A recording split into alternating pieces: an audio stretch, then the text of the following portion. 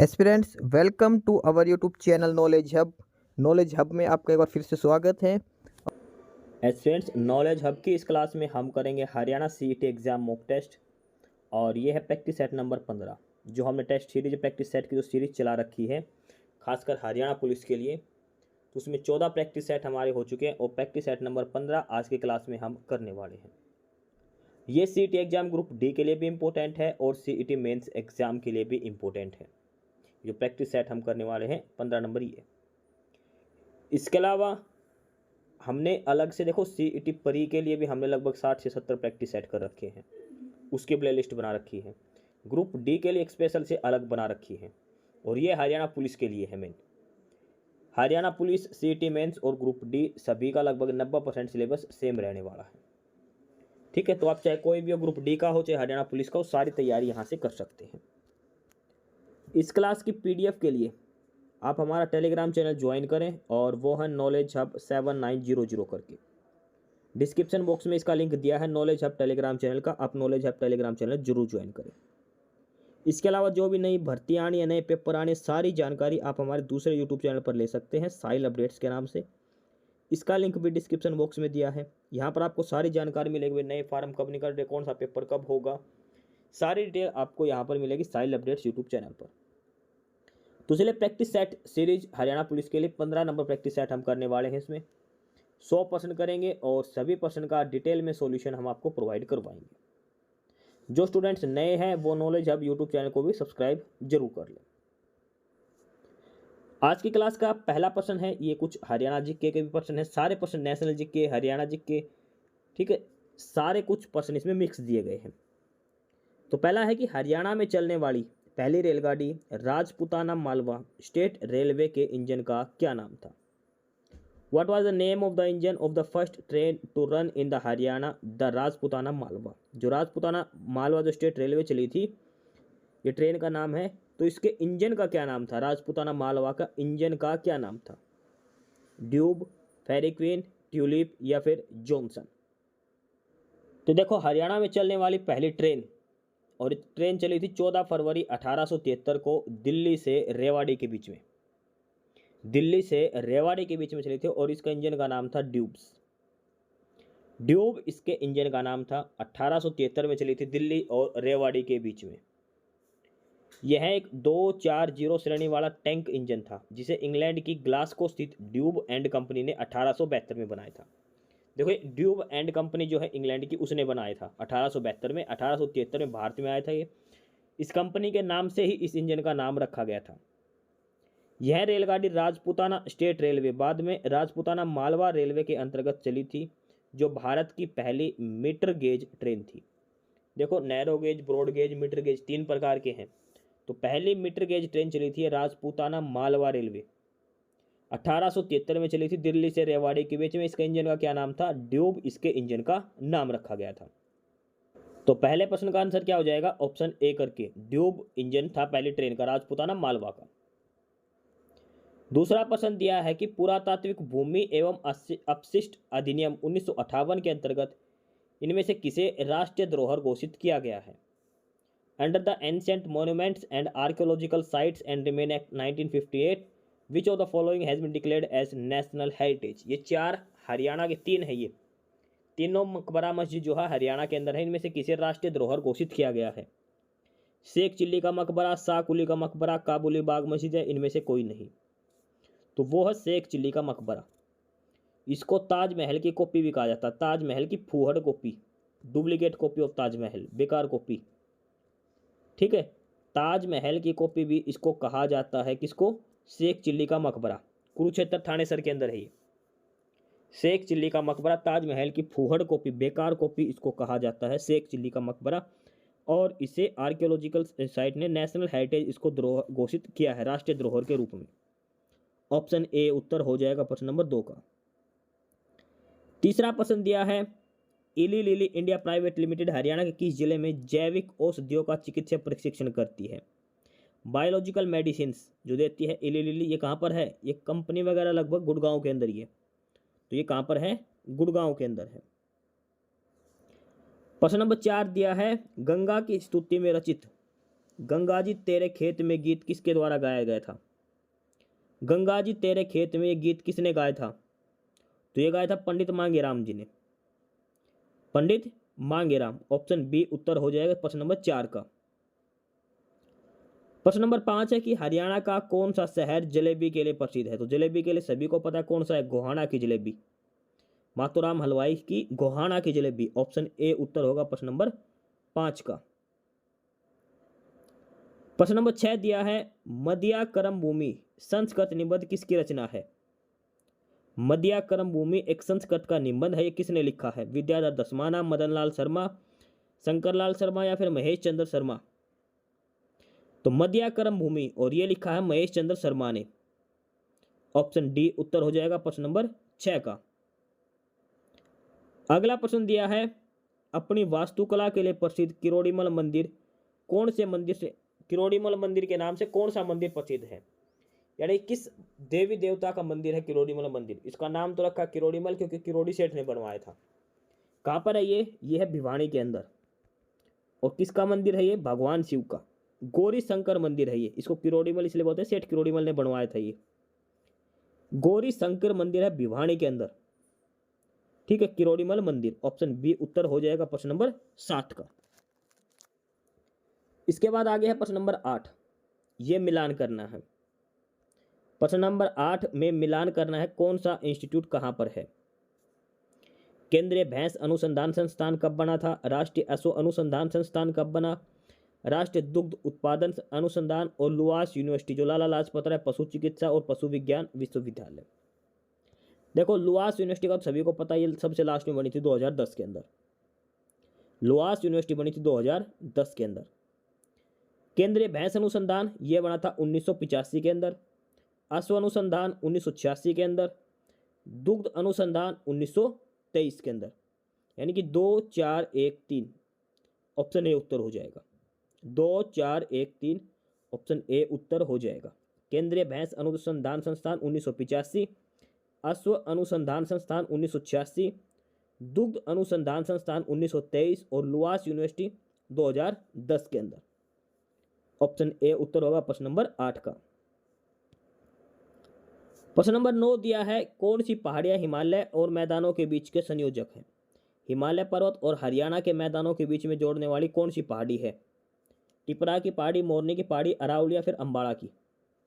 तो वो पहाड़ियां हैं मोरनी की पहाड़ियां। हिमालय और हरियाणा के मैदानों को जोड़ने का जो काम करती है वो काम करती है मोरनी की पहाड़ियां। मोरनी की पहाड़ियां पंचकुला के अंदर है। सबसे ऊंची चोटी है वो करो है मोरनी की पहाड़ी की। सबसे ऊंची चोटी का नाम क्या है? करो है, मोरनी की पहाड़ी की सबसे ऊंची चोटी है करो। आपको ध्यान रखना इसका नाम भी। प्रश्न नंबर 10 दिया है कि इनमें से कौन सा खिलाड़ी वॉलीबॉल से संबंधित नहीं है? 3 प्लेयर है जो वॉलीबॉल खेल चुके हैं, बल्लू, बलकार सिंह चौहान और दलेल सिंह। तीनों के तीनों वॉलीबॉल से संबंधित है। विकास चौधरी है ये वॉलीबॉल से संबंधित नहीं है। तो इसने यही पूछा कौन सा प्लेयर है जो वॉलीबॉल नहीं खेलता, तो वो आ जाएगा विकास चौधरी। ऑप्शन ए उत्तर होगा प्रश्न नंबर 10 का। इस क्लास के पीडीएफ के लिए आप हमारा टेलीग्राम चैनल ज्वाइन करें, नॉलेज हब 7900 करके डिस्क्रिप्शन बॉक्स में इसका लिंक दिया है। काफ़ी सारे पीडीएफ, काफ़ी सारा स्टडी मटेरियल आपको नॉलेज हब टेलीग्राम चैनल पर मिलेगा। वहाँ चैनल की हिस्ट्री में आप जाके चेक करिए, बहुत सारा स्टडी मटेरियल आपको वहाँ पर मिलने वाला है। प्रश्न नंबर 11 दिया है, 2011 की जनगणना के अनुसार हरियाणा राज्य में 0 से 6 साल के जनसंख्या है 13.3%। तो राष्ट्रीय अनुपात से कितना कम है? 2011 की जो जनगणना हुई थी, 0 से 6 साल के जो बच्चे हैं उनका अनुपात भारत के अंदर कितने परसेंट है? 13.3%। हरियाणा के अंदर, हरियाणा की जो टोटल जनसंख्या है ना, मान लो 100 है हरियाणा के अंदर, तो उसमें से 0 से 6 साल तक के बच्चे कितने हैं? 13.3% है। और ये कहा कि 2011 की जनगणना के हिसाब से भारत में कितने हैं पूरी, उसका और हरियाणा वाले का अंतर क्या है? तो पूरे भारत के अंदर है 0 से 6 साल वालों का 13.6%, हरियाणा के अंदर है 13.3% उनकी आयु का अनुपात। तो अंतर कितना हो जाएगा? 13.6 में से 13.3 गए तो 0.3 का। तो जो नेशनल एवरेज है और जो हरियाणा की एवरेज है उसके बीच का अंतर कितना है? 0.3 का। नेशनल एवरेज कितनी है? 13.6%, हरियाणा के अंदर कितनी है? 13.3%। ये पॉपुलेशन की बात हो रही है 0 से 6 साल की उम्र के बच्चों की 2011 की जनगणना के हिसाब से। तो प्रश्न नंबर 11 का ऑप्शन बी उत्तर हो जाएगा। प्रश्न नंबर 12 की इनमें से कौन सा आभूषण कान का है? कान में पहनने वाला, गुड़ा, औगन्या, छाछ या फिर ऑप्शन ए और बी दोनों। देखो छाछ नाम सुनते ही कहाँ पे लगेगा? ये माथे पर, सर पर। ये माथे पर लगाया था तो ऑप्शन डी कट जाएगा। तो गुड्डा ये पुरुष पहनते कान में, ये औगन्या महिलाएं पहनती हैं, यानी कि ऑप्शन सी उत्तर हो जाएगा। ए और बी ये दो आभूषण हैं जो कान में पहने जाते हैं। ऑप्शन सी उत्तर होगा प्रश्न नंबर 12 का। प्रश्न नंबर 13 दिया है, हरियाणा पंचायती राज अधिनियम 1994 की किस धारा में प्राधिकरण की स्थापना और संरचना उल्लेखित है? कौन सा सेक्शन है हरियाणा पंचायती राज अधिनियम जिसमें establishment and constitution of authority mention दिया है? हरियाणा पंचायती राज अधिनियम की तो वो है धारा नंबर 220, सेक्शन 220 के अंदर ये दिया है प्राधिकरण की स्थापना और संरचना, establishment and constitution of authority. Option B answer हो जाएगा प्रश्न नंबर 13 का। प्रश्न नंबर 14 है, हरियाणा में होम रूल आंदोलन के प्रसार में मुख्य भूमिका किसने निभाई थी? Home rule league, home rule का जो आंदोलन था तो हरियाणा की तरफ से कौन थे? तो वो थे पंडित नेकीराम शर्मा। हरियाणा में जो होम रूल लीग, जो होम रूल आंदोलन था उसको फैलाने में, उसका प्रचार प्रसार करने में सबसे महत्वपूर्ण भूमिका किसने निभाई थी? तो वो निभाई थी पंडित नेकीराम शर्मा ने। ऑप्शन बी उत्तर होगा प्रश्न नंबर 14 का। प्रश्न नंबर 15 है, समतल और तरंगित मैदान समुद्र तल से कितने ऊंचे होते हैं? At what elevation above sea level do the flat and undulating plain lie? देखो समुद्र तल से कितने ऊंचाई पर होते हैं? समुद्र समतल और तरंगित मैदान पे होते हैं लगभग 200 मीटर तक, यानी कि 200 से 250 मीटर तक इनकी लेंथ होती है। समुद्र तल से इनकी ऊंचाई होती है। ऑप्शन बी उत्तर होगा प्रश्न नंबर 15 का। प्रश्न नंबर 16 है कि हरियाणा में वृक्ष दिवस कब मनाया जाता है? तरु दिवस भी बोलते हैं हिंदी में, तरु पेड़ को बोलते हैं। ट्री डे हरियाणा में कब सेलिब्रेट किया जाता है? तो ट्री डे देखो 5 जून को तो होता है इन्वायरमेंट डे, और ट्री डे मनाया जाता है 15 जुलाई को। 15 जुलाई को हरियाणा में वृक्ष दिवस यानी कि पेड़ दिवस मनाया जाता है। ऑप्शन ए उत्तर हो जाएगा प्रश्न नंबर 16 का। प्रश्न नंबर 17 दिया है, हरियाणा विधानसभा में सीटों की संख्या बढ़कर 90 कब हुई थी? जो हरियाणा में फिलहाल 90 विधानसभा की सीटें हैं, तो शुरू में जब 1966 में जब हरियाणा बना तो शुरू में तो 90 थी नहीं, तो शुरू में कितनी थी, बाद में कितनी हुई? देखो 2 बार बढ़ चुकी है हरियाणा की विधानसभा की सीटें। कब कब बढ़ी और कितनी, वो सारी एक बार हम डिटेल में देखते हैं इस चीज को। देखो हरियाणा विधानसभा की सीटों की संख्या 1977 में बढ़कर 90 कर दी थी। वर्तमान में 90 सीटें हैं। कब हुई थी? 1977 में। इसमें रिजर्व सीट है 17। देखो सबसे पहले 1966 में जब हरियाणा बना 1 नवंबर 1966 को, उस समय हरियाणा में कितनी सीट थी? 54 सीट थी। 54 सीटें थी जब हरियाणा बना था तब लोकसभा की। उसके बाद मार्च 1967 में इनको बढ़ाकर 81 कर दिया था। देखो 1 नवंबर 1966 को हरियाणा बना था तो बनते ही शुरू में तो कितनी सीट दी थी? 54 सीटें। लेकिन 4 महीने बाद यानी कि मार्च 1967 में इनको बढ़ा दिया गया। कितनी कर दी गई? 81। उसके बाद 10 साल बाद 1977 में इसको कितना कर दिया था? 90 सीटें। तो वर्तमान में हरियाणा में लोकसभा की 90 सीटें कब से हुई है? 1977 से, यानी कि लगभग 50 साल हो चुके हैं। और 90 में से 17 सीटें हैं जो एससी कैटेगरी के लिए रिजर्व की गई है। ये भी चीज ध्यान रखनी है आपको। तो क्या आंसर हो जाएगा इसका? ऑप्शन बी 1977 में हरियाणा की विधानसभा की सीटें बढ़ाकर 90 कर दी गई थी। उसके बाद है प्रश्न नंबर 18। इसमें एक पूछा गया कि हरियाणा सहकारी कृषि एवं ग्रामीण विकास बैंक लिमिटेड की स्थापना कब की गई थी? Haryana State Cooperative Agriculture and Rural Development bank, इसको शॉर्टकट में बोलते हैं HSCARDB। कई बार इसकी फुल फॉर्म पूछ लेते हैं। HSCARDB हेड ऑफिस कहाँ है इसका? पंचकुला के अंदर है। HSCARDB Haryana State Cooperative Agriculture and Rural Development bank. और जिस दिन हरियाणा बना था उसी दिन ये बैंक बना था, यानी कि 1 नवंबर 1966 को। पंजाब कोऑपरेटिव बैंक से अलग होकर बना था Haryana State Cooperative Agriculture and Rural Development Bank 1 नवंबर 1966। ऑप्शन बी उत्तर होगा प्रश्न नंबर 18 का। प्रश्न नंबर 19 दिया है इको वन परियोजना हरियाणा के किस जिले से शुरू की गई है? इको वन प्रोजेक्ट, और ये किया गया कहाँ से? फरीदाबाद से। फरीदाबाद से ऑप्शन ए आंसर होगा। प्रश्न नंबर 20 दिया है 18वीं वन रिपोर्ट 2023। अब ये मत कहना है पुराना डाटा है, ध्यान रखना 2023 की जो वन की रिपोर्ट है ये आई है 2025 के अंदर। 2023 वाली जो वन रिपोर्ट है 18वीं वो 2025 के अंदर दी गई है, ध्यान रख लेना। नया डाटा है ये 2023 की वन रिपोर्ट का ही। तो भारत की 18वीं वन रिपोर्ट 2023 के अनुसार सबसे अधिक वन क्षेत्र वाले राज्यों को घटते क्रम में लगाइए, यानी कि इनमें से सबसे ज़्यादा वन क्षेत्र किस राज्य के हैं, उसके बाद दूसरे नंबर पर किसके, तीसरे नंबर पर किसके, ये बताना है। तो सबसे पहले नंबर पर तो हम मध्य प्रदेश का, पहले नंबर पर है किसका? मध्य प्रदेश का। दूसरे नंबर पर है किसका? अरुणाचल प्रदेश का। तीसरे नंबर पर किसका है? महाराष्ट्र का। फिर छत्तीसगढ़ का, इस हिसाब से दिया गया है। तो ये जो तीन ऑप्शन दे रखे हैं मध्य प्रदेश, अरुणाचल प्रदेश, महाराष्ट्र, तो ये ऑप्शन बी उत्तर हो जाएगा।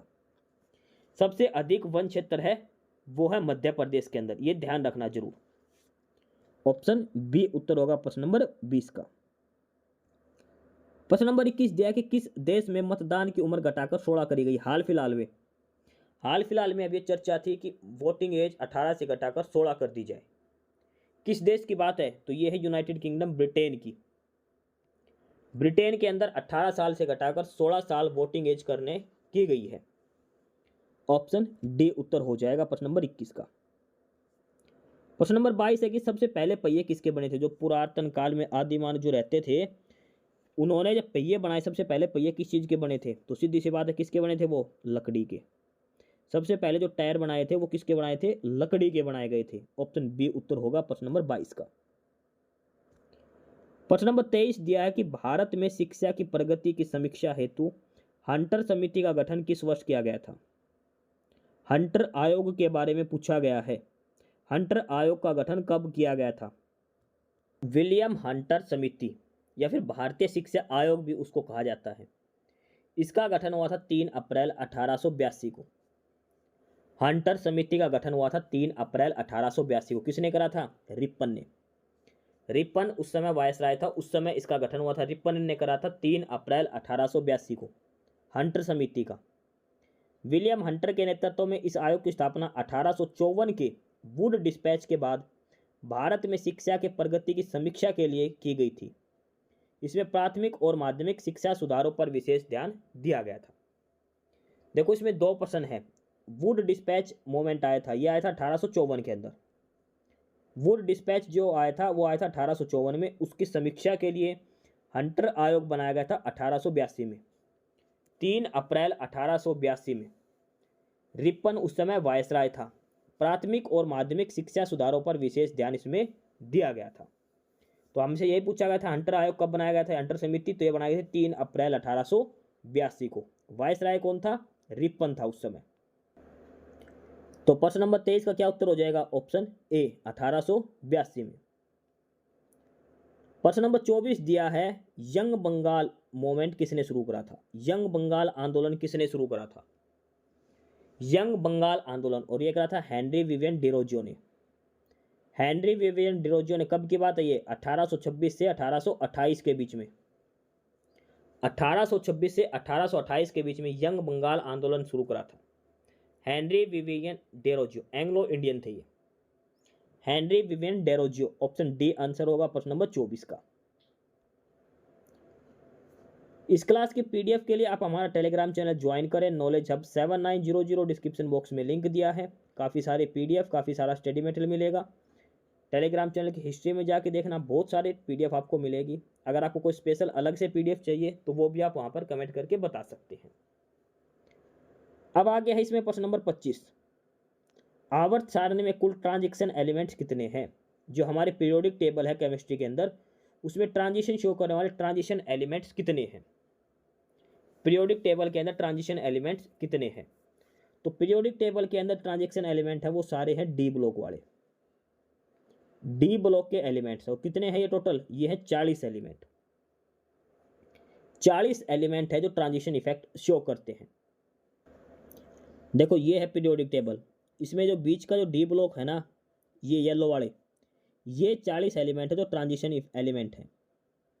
ठीक है, ये एस ब्लॉक है, ये पी ब्लॉक है, ये डी ब्लॉक है और ये है एफ ब्लॉक का, 4 ब्लॉक होते हैं। तो जो डी ब्लॉक एलिमेंट है 40 एलिमेंट है, ट्रांजिशन एलिमेंट होते हैं। और जो एफ ब्लॉक के एलिमेंट हैं ये है inner transition element. Inner transition element है एफ ब्लॉक वाले। और डी ब्लॉक के जो 40 एलिमेंट हैं ये होते हैं ट्रांजिशन एलिमेंट। ठीक है, यहाँ से शुरू है एस से, फिर जिंक तक, फिर वाई से कैडमिनियम तक, ला से मरकरी तक और एस से सी तक। ये 40 है जो ट्रांजिशन एलिमेंट्स कहते हैं डी ब्लॉक वालों को, और एफ ब्लॉक को कहते हैं इनर ट्रांजिशन एलिमेंट्स।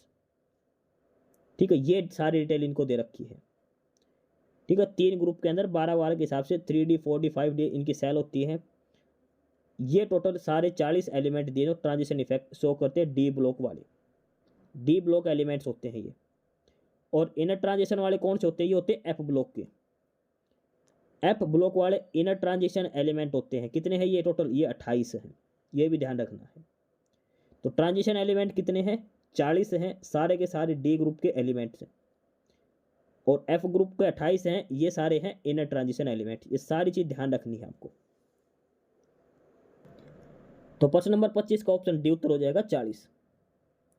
प्रश्न नंबर 26 है कि 6 सर्वाधिक जनसंख्या वाले देश किस महाद्वीप में है। बस सबसे ज़्यादा पॉपुलेशन है भारत की है, देखो चाइना की है, फिर इंडिया है, फिर रसिया है, फिर बांग्लादेश है, इसके अलावा इंडोनेशिया है। तो 6 देश हैं जिनमें पॉपुलेशन सबसे ज़्यादा है। तो किस महाद्वीप के अंदर है, देखो नॉर्मली सबसे ज़्यादा पॉपुलेशन भी एक ही महाद्वीप की, और वो कौन सा है, एशिया महाद्वीप। सबसे बड़ा जो कॉन्टिनेंट है वो एशिया है, सबसे बड़ा महाद्वीप भी एशिया है, सबसे ज़्यादा देश भी एशिया के अंदर है, सबसे ज़्यादा जनसंख्या भी एशिया की है। ठीक है, ऑप्शन ए उत्तर हो जाएगा एशिया महाद्वीप। सबसे अधिक जनसंख्या वाले जो देश हैं टॉप 6 वो एशिया महाद्वीप के अंदर है। अगला है कि national highway authority of India के द्वारा भारत के किस राज्य में पहली वन्य जीव सुरक्षित सड़क शुरू करी है। यानी कि एक हाईवे निकाला है NHAI ने, किस राज्य के अंदर, जंगल से निकला है वो। और जंगल से क्या करा है इन्होंने, एलिवेटेड निकाल दिया, फ्लाईओवर बना दिया ऐसे पूरे जंगल के ऊपर से, ताकि नीचे से जानवर आसानी से जा सके। जंगल के बीचों बीच हाईवे निकाला, लेकिन फ्लाईओवर की तरह निकाला ऐसे ऊपर, जंगल नहीं काटा गया, फ्लाई एलिवेटेड निकाला गया है। ये है NH45 के ऊपर। NH45 के ऊपर किस राज्य के अंदर है ये, तो ये है मध्य प्रदेश के अंदर। मध्य प्रदेश के अंदर देखो, जहाँ जंगल ज़्यादा होंगे वहीं वन्य जीव सुरक्षा सड़क बनानी पड़ेगी ऊपर से। तो मध्य प्रदेश के अंदर ही सबसे ज़्यादा वन घनत्व भी, क्षेत्रफल भी होता है मध्य प्रदेश के अंदर ही। ऑप्शन सी उत्तर हो जाएगा। प्रश्न नंबर 28 है सिंगापुर का पुराना नाम। तो सिंगापुर का पुराना नाम क्या था, टेमासिक। सिंगापुर का पुराना नाम क्या था, टेमासिक। साइलोन किसका था, ये था श्रीलंका का। म्यांमार किसका है, बर्मा का। ठीक है, ऑप्शन ए उत्तर हो जाएगा प्रश्न नंबर 28 का, टेमासेक सिंगापुर का पुराना नाम है। प्रश्न नंबर 29 है कि इटली की मुद्रा। तो इटली की मुद्रा क्या है, यूरोप। देखो इटली, ये यूरोपियन यूनियन के जितने भी कैंडिडेट देश शामिल हैं वो यूरो मुद्रा में अपना व्यापार करते हैं। यूरोपियन यूनियन के लगभग सभी देश, यूरोप व महाद्वीप वाले देशों की उनकी मुद्रा है यूरो। ऑप्शन डी उत्तर हो जाएगा। सबकी नहीं भी, लेकिन मोस्टली की सभी की है। प्रश्न नंबर 30 है कि ब्रिक्स में बी का क्या मतलब है। देखो ब्रिक्स सम्मेलन होता है, इसमें बी का मतलब होता है ब्राजील, आर का मतलब होता है रसिया, आई का मतलब है इंडिया, सी का मतलब है चाइना और एस का मतलब है साउथ अफ्रीका। ब्राजील, रसिया, इंडिया, चाइना, साउथ अफ्रीका, ये होते हैं ब्रिक्स की फुल फॉर्म। तो बी फॉर ब्राजील। तो इसमें यही पूछा है बी का क्या मतलब है, तो ये है ब्राजील। ब्राजील, रसिया, इंडिया, चाइना, साउथ अफ्रीका, पांचों नाम आपको ध्यान रखने हैं। ऑप्शन बी उत्तर होगा प्रश्न नंबर 30 का। प्रश्न नंबर 31 है कि विश्व का सबसे ऊंचा वार मेमोरियल। देखो सबसे ऊंचा, तो नॉर्मली अगर नहीं भी आए तो कहाँ बनेगा, भारत के अंदर। अच्छा, भारत में कौन सी जगह है, लद्दाख के अंदर। सबसे ऊंची जगह कहाँ है, जम्मू के अंदर, लद्दाख। तो लद्दाख उत्तर हो जाएगा। भारत के अंदर सबसे ऊंचा वार मेमोरियल स्थापित किया गया लद्दाख के अंदर। ऑप्शन ए उत्तर होगा प्रश्न नंबर 31 का। प्रश्न नंबर 32 है कि भारतीय राष्ट्रीय वैज्ञानिक अकादमी नेशनल साइंस अकादमी कहाँ पर है? इंडियन नेशनल साइंस अकादमी कब इस्टेब्लिश की गई? कहाँ नहीं, ये पूछा कब इस्टेब्लिश की गई थी? दिसंबर 1960, जुलाई 1947, अक्टूबर 1950 या फिर जनवरी 1935 के अंदर? तो इसमें देखो, भारतीय राष्ट्रीय विज्ञान अकादमी, इंडियन नेशनल साइंस अकादमी, और इसे पहले कहा जाता था national institute of sciences of India. National institute of sciences of India इसे पहले कहा जाता था, बाद में नाम कर दिया इंडियन नेशनल साइंस अकादमी। स्थापना हुई थी 7 जनवरी 1935 को। 7 जनवरी 1935 कहाँ पर? कलकत्ता के अंदर। 1951 में इसको दिल्ली हेडक्वार्टर शिफ्ट कर दिया। देखो, स्थापना हुई थी कलकत्ता में 1935 के अंदर, 7 जनवरी 1935। फिर 1951 में इसका हेडक्वार्टर कर दिया दिल्ली शिफ्ट, और 1970 में इसका नाम बदल दिया था इंडियन नेशनल साइंस अकादमी। देखो, 4-5 चीज़ें अलग अलग हैं। पहली चीज़ क्या है? INSA। INSA इसका पहले नाम था NISI, national institute of sciences of India. स्थापना हुई थी 7 जनवरी 1935 में कलकत्ता के अंदर। फिर 1951 को इसको दिल्ली ले आए। फिर 1970 में इसका नाम बदल दिया इंडियन नेशनल साइंस अकादमी। तो वर्तमान में नाम है इसका, ये 1970 में बदला गया था। स्थापना हुई थी 1935 में कलकत्ता में, दिल्ली आया था 1951 के अंदर। तो कब स्थापना हुई थी इसकी? जनवरी 1935। ऑप्शन डी उत्तर होगा प्रश्न नंबर 32 का। प्रश्न नंबर 33 है, अगर तरबूज एक परमाणु है तो इसका लाल भाग धन आवेश है, पॉजिटिव आयन, और तरबूज के बीच इलेक्ट्रॉन है। तो परमाणु का ये मॉडल किसने दिया था? भी जो एटॉमिक मॉडल दिया था किसने दिया था? वाटरमेलन का। तो ये दिया था जे थॉमसन ने। मोस्ट इंपोर्टेंट मॉडल था ये, ठीक है। इसके अंदर इसने क्या बताया था कि एक तरबूज होता है, उसका जो लाल हिस्सा है, इसने बताया था एटम होता है, उसके अंदर यही होता है कि उस तरबूज की तरह उसमें जो पॉजिटिव पार्टिकल्स हैं वो सबसे ज़्यादा होते हैं, और जैसे तरबूज के अंदर बीज होते हैं बीच बीच में, ऐसे बीच बीच में इलेक्ट्रॉन होते हैं और उसके चारों तरफ पॉजिटिव आयंस होते हैं। इलेक्ट्रॉन की खोज भी थॉमसन ने करी थी, ध्यान रखना, 1897 के कुछ के आसपास, ठीक है। तो ऑप्शन बी उत्तर होगा प्रश्न नंबर 33 का, थॉमसन इसका उत्तर हो जाएगा। प्रश्न नंबर 34 है कि इंदिरा गांधी विकास अनुसंधान संस्थान कहाँ है? Indira Gandhi institute of development research, तो ये है मुंबई के अंदर, मुंबई गोरेगांव। ऑप्शन बी उत्तर हो जाएगा, Indira Gandhi institute of development research. प्रश्न नंबर 35 है कि विश्व का सबसे तेज कंप्यूटर, सुपर कंप्यूटर जुपिटर किस देश ने बनाया था? वर्ल्ड का फास्टेस्ट चौथे नंबर का सुपर कंप्यूटर ये है जुपिटर कंप्यूटर। किसने बनाया था? तो ये बनाया जर्मनी ने। जुपिटर नाम का सबसे तेज, दुनिया का चौथे नंबर का सबसे तेज कंप्यूटर ये बनाया जर्मनी ने। ऑप्शन बी उत्तर होगा प्रश्न नंबर 35 का। प्रश्न नंबर 36 है कि 2011 की जनगणना के अनुसार भारत में सबसे कम बोलने वाली भाषा कौन सी है? इन चारों में से तेलुगु, मराठी, तमिल और बंगाली, इन चारों में से सबसे कम बोले जाने वाली भारतीय भाषा कौन सी है? 2011 की जनगणना के हिसाब से ये कितने % लोग कौन सी भाषा बोलते हैं? देखो, इनमें सबसे कम बोले जाने वाले तमिल, 2011 के हिसाब से बंगाली बोलते हैं 8% लोग। दूसरी सबसे अधिक बोले जाने वाली मराठी बोलते 6.86% लोग, तीसरी सबसे अधिक बोले जाने वाली तेलुगु बोलते 6.7% लोग, चौथी सबसे अधिक बोले जाने वाली, हिंदी के अलावा की बात हो रही है ये ध्यान रखना, तमिल ये बोलते 5%, 5.7 से 5.8%। तो इन चारों में सबसे कम कौन सी बोली जाती है? तमिल बोली जाती है इनमें से। अगर ऑप्शन में तमिल की जगह एक और भाषा होती, कौन सी? संस्कृत, तो संस्कृत उत्तर आएगा, ध्यान रखना। सबसे कम बोले जाने वाली भाषा जो है हमारे जो संविधान के दिए गई है उसमें से संस्कृत है सबसे कम बोलने वाली। इंग्लिश नहीं आएगा, इंग्लिश तो दूर दूर तक नहीं, हमारे उसमें शामिल ही नहीं है, ठीक है। भारत के संविधान की जो सूची है उसमें भाषा नहीं है, इंग्लिश नहीं है उसमें। तो सबसे कम इनमें तमिल बोले जाते हैं, वैसे सबसे कम बोले जाने वाली भाषा संस्कृत, ठीक है। तो प्रश्न नंबर 36 ऑप्शन बी उत्तर हो जाएगा इसका। प्रश्न नंबर 37 दिया है, बालिका हिंदी पंचायत का राष्ट्रीय ब्रांड एम्बेसडर किसे बनाया है? Who has been appointed the national brand ambassador of Balika Hindi panchayat? बालिका हिंदी पंचायत, और ये बनी है जींद जिले के गांव है बीबीपुर, और ये वही गांव है, इस बीबीपुर वही है जिस गांव के सरपंच ने चलाया था बेटी बचाओ बेटी पढ़ाओ अभियान। उन्हीं की लड़की है नंदिनी जगलान, जिसको ब्रांड एम्बेसडर बनाया गया बालिका हिंदी पंचायत। ऑप्शन बी उत्तर हो जाएगा, जींद जिले से है ये। प्रश्न नंबर 38 दिया है भीम जो यूपीआई ऐप है, सरकारी जो यूपीआई ऐप है भीम, इसकी फुल फॉर्म क्या है? तो भीम ऐप की है Bharat interface for money. Bharat interface for money, ये भीम ऐप चलाई है सरकार ने। ऑप्शन डी उत्तर होगा, भारत इंटरफेस फॉर मनी। प्रश्न नंबर 39 है चाबहार बंदरगाह किस देश में है? देखो चर्चा में क्यों है? अमेरिका ईरान का युद्ध के कारण। चाबहार बंदरगाह बनाया किसने है? भारत ने। भारत का कब्जा है, किस देश के अंदर है ये? ईरान के अंदर है। चाबहार बंदरगाह कहाँ पर है? ईरान के अंदर है, भारत की है ये, ठीक है। भारत ने बनाया था चाबहार पोर्ट, इस पर भारत का कब्जा है। ऑप्शन सी उत्तर हो जाएगा। इस क्लास की पीडीएफ के लिए आप डिस्क्रिप्शन बॉक्स में हमारा टेलीग्राम चैनल है knowledge hub 7900 knowledge hub Telegram channel join करें। काफ़ी सारा स्टडी मटेरियल, काफ़ी सारी पीडीएफ आपको यहाँ पर मिलेगी, बहुत सारी डिटेल्स में सिलेबस यहाँ पर डाल रखा है। और आपको कोई स्पेसिफिक पीडीएफ चाहिए तो वो भी आप वहाँ पर बता सकते हैं। उसके बाद है प्रश्न नंबर 40।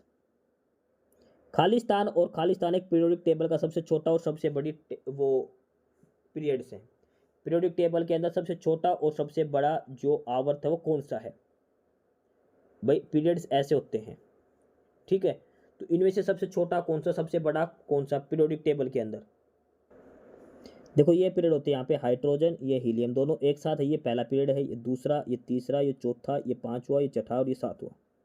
पीरियोडिक टेबल के अंदर 7 पीरियड्स होते हैं ये, ठीक है। तो इनमें से ये पूछा सबसे छोटा, तो सबसे छोटा पहले वाला, इसमें 2 एलिमेंट है हाइड्रोजन और हीलियम। सबसे बड़ा है इसके अंदर छठा, इसके अंदर है 32। सातवां है, इसके अंदर भी 32 है, लेकिन इसमें बीच में सीरीज इनकम्प्लीट है, कुछ गायब रहते हैं। तो फर्स्ट और 6 पीरियड है, फर्स्ट सबसे शॉर्टेस्ट और छठा सबसे लंबा पीरियड है पीरियोडिक टेबल के अंदर। पहले वाले में सिर्फ 2 एलिमेंट है हाइड्रोजन और हीलियम। फर्स्ट पीरियड के अंदर हाइड्रोजन लेफ्ट साइड में है, हीलियम राइट साइड में है। सबसे लंबा है छठे नंबर का सीजियम से लेकर रेडोन तक, 32 एलिमेंट है इसके अंदर। देखो यहाँ पे एक चीज और लिख रखी है कि 7वां जो पीरियड है उसमें भी 32 एलिमेंट है, लेकिन ये इनकम्प्लीट माना जाता है क्योंकि इसमें अभी जगह छोड़ रखी है, कोई नए एलिमेंट डिस्कवर करेंगे उनके लिए। तो सबसे बड़ा माना था छठा पीरियड, उसके अंदर 32 एलिमेंट है। और पहला है वो सबसे छोटा माना था, उसके अंदर सिर्फ 2 ही एलिमेंट है हाइड्रोजन और हीलियम। तो प्रश्न नंबर 40 में पहला आएगा सबसे छोटा और सबसे बड़ा आएगा छठा। ऑप्शन डी उत्तर हो जाएगा इसका। प्रश्न नंबर 41 दिया है कि गुजरात के जूनागढ़ में गिरनार पहाड़ियों में कौन सा आम मिलता है? गुजरात के जूनागढ़ में जो गिरनार की पहाड़ियाँ, वहाँ पर आम की कौन सी वैरायटी मिलती है? तो गुजरात के गिरनार के अंदर आम मिलता है केसर वैरायटी का, केसर। ऑप्शन ए उत्तर हो जाएगा। प्रश्न नंबर 42 है कि इनमें से किस स्थान पर 12 कोरल आइलैंड है? मोस्ट इंपोर्टेंट प्रश्न है, कोरल आइलैंड, और ये कहाँ पर है? लक्षद्वीप के ऊपर 12 कोरल आइलैंड्स हैं, प्रवाल द्वीप हैं, प्रवाल भित्ति जो बनती हैं, और वो है लक्षद्वीप पर। और एक महाद्वीप है ऑस्ट्रेलिया, वहाँ पर भी ये प्रवाल भित्ति मिलती है, कोरल आइलैंड मिलते हैं, प्रवाल भित्ति मिलती है। ऑस्ट्रेलिया में भी, ध्यान रखना। भारत के अंदर ये 12 कोरल द्वीप मिलते हैं लक्षद्वीप के ऊपर। ऑप्शन डी उत्तर होगा। प्रश्न नंबर 43 है कि हैली धूमकेतु की अवधि कितनी है? हैली नामक धूमकेतु ये लगभग 75 से 76 साल बाद दिखाई देता। अगली बार दिखाई देगा 2061 में। इससे पिछली बार कब दिखाई दिया था? 1986 के अंदर शायद दिखाई दिया था, ये 1986 में दिखाई दिया था। अब ये 2061 में दिखाई देगा। लगभग 75 से 76 साल की इसकी अवधि होती है हैली नामक धूमकेतु की। ऑप्शन सी उत्तर होगा इसका, प्रश्न नंबर 43 का। प्रश्न नंबर 44 है कि झारखंड का राज्य फूल। देखो हरियाणा का पूछता तो हरियाणा का था कमल, हरियाणा का कमल है। झारखंड का पलास का फूल, पलास का। ऑप्शन बी उत्तर होगा प्रश्न नंबर 44 का। प्रश्न नंबर 45, नीति आयोग का मुख्यालय। देखो तो कई बार आए, हाल फिलहाल में नीति आयोग का जो वाइस चेयरमैन वो बदला गया है। नीति आयोग कहाँ पर है? नई दिल्ली के अंदर। प्राइम मिनिस्टर जो होता है देश का, वो नीति आयोग का चेयरमैन होता है, अध्यक्ष होता है नीति आयोग का। National institute of transforming India इसकी फुल फॉर्म है, नई दिल्ली के अंदर है ये। प्रधानमंत्री इसका पदेन सभापति, इसका अध्यक्ष चेयरमैन होता है, ध्यान रखना। ऑप्शन डी उत्तर हो जाएगा, नीति आयोग का नई दिल्ली के अंदर है। प्रश्न नंबर 46 दिया है कि विद्युत धारा उत्पन्न करने के लिए प्रयुक्त युक्ति क्या कहलाता है? The device used to generate electric current. तो इलेक्ट्रिक करंट को जनरेट करने वाले क्या बोलते हैं? जनरेटर। इलेक्ट्रिक करंट जनरेट करने वाले डिवाइस को बोलते हैं जनरेटर, हिंदी में बोलते हैं जनित्र। ऑप्शन ए उत्तर हो जाएगा जनरेटर। सवाल नंबर 47 दिया है कि आईसीसी जो T20 वर्ल्ड कप हुआ था 2026 का, इसके ब्रांड एम्बेसडर किसे बनाया गया था। क्रिकेट T20 वर्ल्ड कप 2026 पुरुषों का जो हुआ था, इसका ब्रांड एम्बेसडर तो सभी को पता कौन था, रोहित शर्मा। रोहित शर्मा, ऑप्शन बी उत्तर होगा प्रश्न नंबर 47 का। प्रश्न नंबर 48 है कि वर्ल्ड वेटलैंड डे कब मनाया जाता है। मोस्ट इंपोर्टेंट प्रश्न है ये, वर्ल्ड वेटलैंड डे, और ये हमेशा मनाया जाता है 2 फरवरी को। 2 फरवरी को रामसर कन्वेंशन हुआ था इराक के अंदर, उसी के आधार पर वर्ल्ड वेटलैंड डे मनाया जाता है 2 फरवरी को। ऑप्शन बी उत्तर हो जाएगा प्रश्न नंबर 48 का। प्रश्न नंबर 49 दिया है कि इनमें से कौन सी एक अदिश राशि है, यानी कि स्केलर क्वांटिटी है। 2 प्रकार की क्वांटिटी, स्केलर और वेक्टर। स्केलर क्वांटिटी में सिर्फ मैग्नीट्यूड होता है, डायरेक्शन नहीं होती। वेक्टर क्वांटिटी का मैग्नीट्यूड और डायरेक्शन दोनों चीज होती है। देखो एक्सेलरेशन लगाएंगे वो वेलोसिटी के हिसाब से, एक्सेलरेशन, वेलोसिटी और फोर्स, इन तीनों की फिक्स डायरेक्शन होती है। फोर्स एक दिशा में लगेगा, वेलोसिटी एक दिशा में जाएगी, एक्सेलरेशन एक दिशा में लगेगा। लेकिन वॉल्यूम जो है इसकी कोई डायरेक्शन नहीं होती, आयतन है उसकी कोई डायरेक्शन नहीं होती। तो ये क्या आएगा, स्केलर क्वांटिटी है। इनमें से स्केलर क्वांटिटी कौन सी है, वॉल्यूम। ऑप्शन ए उत्तर हो जाएगा प्रश्न नंबर 49 का। प्रश्न नंबर 50 है ऑप्टिकल फाइबर किस पर काम करती है। मोस्ट इंपोर्टेंट है ये ऑप्टिकल फाइबर, और ये काम करती है TIR के ऊपर, टोटल इंटरनल रिफ्लेक्शन के ऊपर काम करती है। ऑप्टिकल फाइबर किस पर काम करती है, किस प्रिंसिपल पर काम करती है, टोटल इंटरनल रिफ्लेक्शन पर। ऑप्शन बी उत्तर हो जाएगा प्रश्न नंबर 50 का। आगे दिया प्रश्न नंबर 51 कि मानव के शरीर में से मुख्य नाइट्रोजन अपशिष्ट क्या है। हमारे शरीर में से नाइट्रोजनस वेस्ट किस रूप में निकलता है, क्रिएटिनिन, यूरिक एसिड, हीमोग्लोबिन या फिर अमोनिया। तो हमारा जो टॉयलेट करते सुसु करके आते हैं उसमें निकलता है, ये होता है यूरिक एसिड, यूरिया निकलता है यूरिक एसिड की फॉर्म में। ठीक है, ऑप्शन सी उत्तर हो जाएगा इसका। प्रश्न नंबर 52 है कि मानव मस्तिष्क का अग्रभाग किस चीज के लिए उत्तरदायी है। जो हमारा फोर ब्रेन है, आगे वाला हिस्सा है, ये क्या क्या काम करता है हमारा। हम सुन सकते हैं, इसकी वजह से देख सकते हैं, किसी चीज को सूंघ सकते हैं, या फिर अपने आप को कंट्रोल करके एक सीधी रेखा में चल सकते हैं। तो हमारा जो फोर ब्रेन है उसके क्या क्या काम है वो एक बार डिटेल में देखते हैं, काफी इंपॉर्टेंट है ये हमारे लिए। देखो हमारे अग्र मस्तिष्क के क्या क्या काम है वो दिए गए हैं। सबसे पहले तो इसकी सोचना और बौद्धिक क्षमता, थिंकिंग एंड कोग्निशन। ठीक है, योजना बनाना, कोई भी समस्या का समाधान, निर्णय करना। दूसरा है ऐच्छिक क्रियाओं का नियंत्रण, जो हमारी मर्जी से करते हैं हम, जैसे चलना, हाथ ऊपर उठाना, दाएं बाएं हाथ घुमाना, ये सारे। देखो हार्ट बीट, इस पर हमारा कोई नियंत्रण नहीं, अपने आप धड़कते हैं, वो होती है अनैच्छिक क्रियाएं। ऐच्छिक क्रिया वो है जिस पर हमारा नियंत्रण है, जैसे हाथ हिलाना, पैर हिलाना, एक साइड चलना, दाएं देखना, बाएं देखना, वो सारा, गर्दन घुमाना, ये सारी चीज़ें।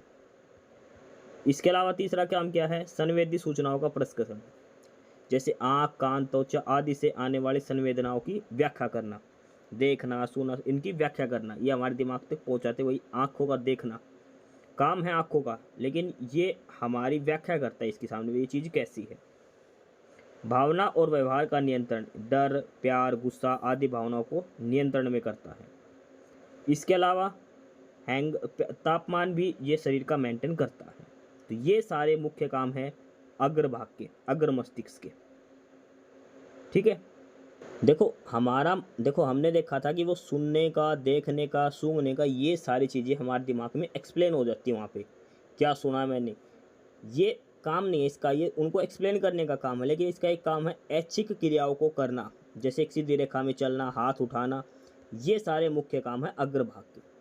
तो ऑप्शन डी उत्तर आएगा, इसका ध्यान रखना, कन्फ्यूज नहीं होना इसके अंदर। प्रश्न नंबर 53 टमाटर। देखो टमाटर खट्टा पदार्थ हो, खट्टे पदार्थ में पाया जाता है विटामिन सी, विटामिन सी पाया जाता है। वैसे विटामिन ए भी है, लेकिन विटामिन सी इसका मेन आंसर होगा। ठीक है, ऑप्शन सी इसका उत्तर हो जाएगा, विटामिन सी पाया जाता है टमाटर के अंदर।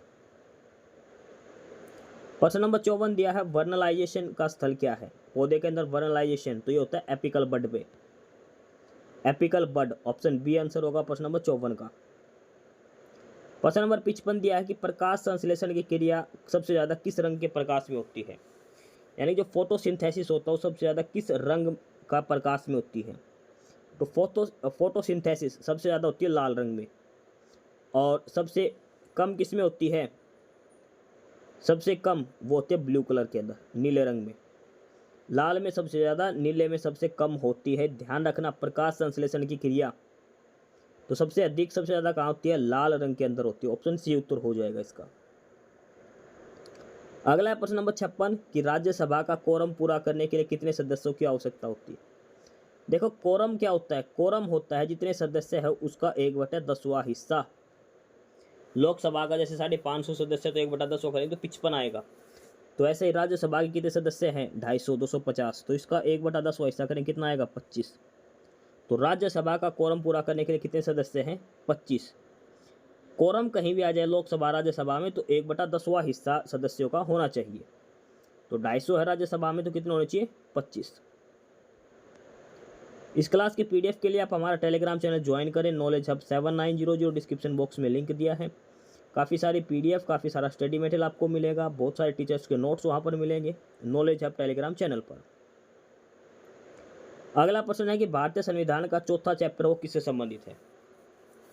चौथा चैप्टर किससे संबंधित है, यानी कि भाग 4 पार्ट 4, ये भारतीय संविधान जो पार्ट है उसमें से पार्ट 4 किससे है। देखो पार्ट 3 किससे है, मौलिक अधिकारों से। पार्ट 4 किससे है, डीपीएसपी से, राज्य के नीति निर्देशक तत्वों, आर्टिकल 36 से लेकर 51 तक राज्य के नीति निर्देशक तत्व ये संविधान के भाग 4 के अंदर दिए गए हैं।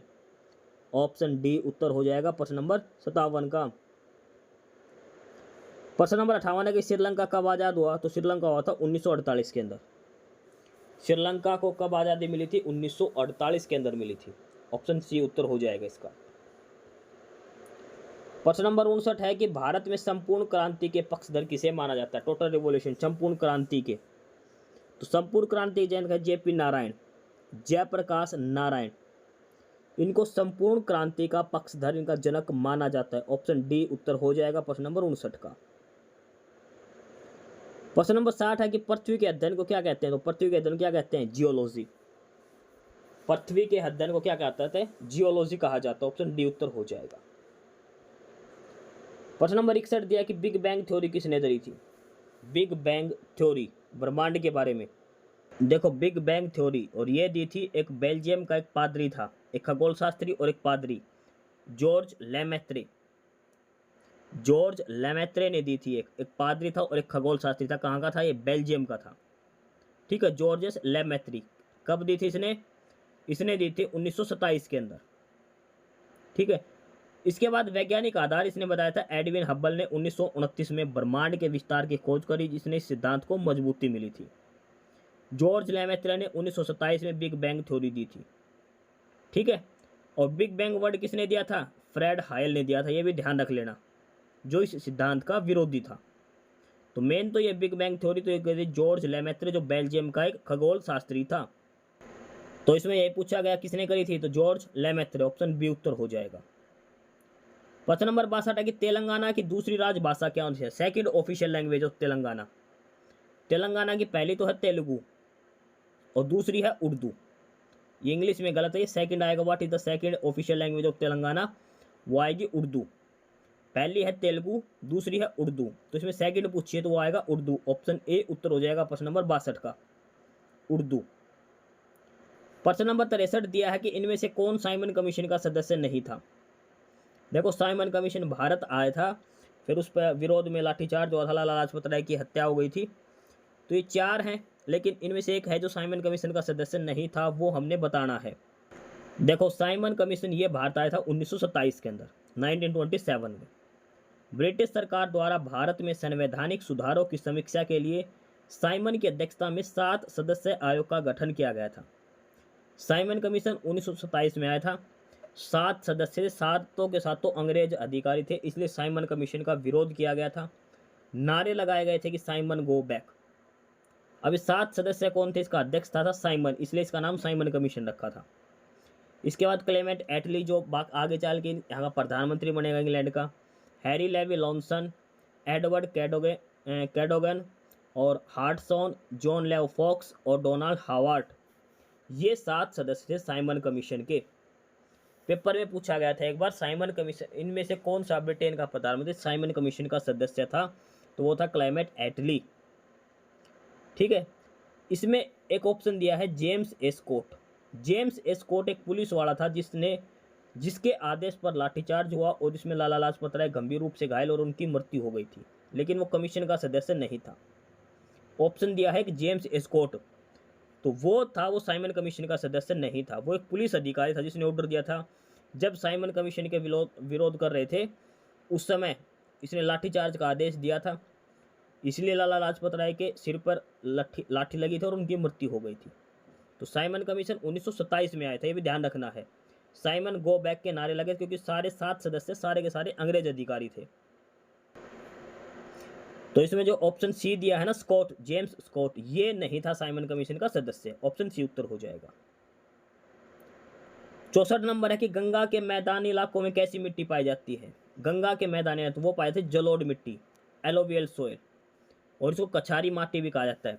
कछारी मिट्टी या फिर जलोढ़ मिट्टी, एलोवियल सोयल कहा जाता है, जो गंगा के मैदानी इलाकों में मिलती है, ऑप्शन सी उत्तर हो जाएगा। प्रश्न नंबर 65 दिया कि कटक किस नदी के किनारे है। कटक उड़ीसा के अंदर, और एक कौन सी नदी है वहां पर, महानदी। कटक किस नदी के किनारे है, महानदी के किनारे है, ऑप्शन बी उत्तर हो जाएगा। अब आगे है गणित के और रीजनिंग के सवाल आएंगे, फिर लास्ट में है कंप्यूटर के। अब कुछ सवाल हम गणित के देखते हैं, 10-15 सवाल गणित के आएंगे, फिर 10 एक सवाल रीजनिंग के भी आएंगे। तो पहला सवाल है कि प्रथम 5 सम संख्या प्राकृत संख्याओं का वर्ग का औसत क्या होगा। Average of the square of the first 5 natural number. तो इसको 2 तरीके हैं।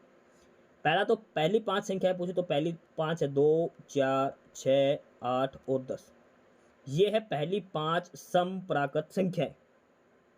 इनका स्क्वायर करो, 2 का स्क्वायर 4, 4 का 16, 6 का 36, 8 का 64 और 10 का 100। इनको जोड़ो, इनका जोड़ कितना आएगा 220। उसका एवरेज बताना है, तो एवरेज यानी कि 5 से भाग दे तो कितना आएगा 44। तो 5 सर्वप्रथम 5 सम प्राकृत संख्याओं का स्क्वायर का एवरेज वो आएगा 44। एक तो तरीका है ये। दूसरा तरीका फार्मूला लगा के। अब हम देखते हैं फार्मूला क्या है। देखो, प्रथम n सम संख्या के वर्गों का योग।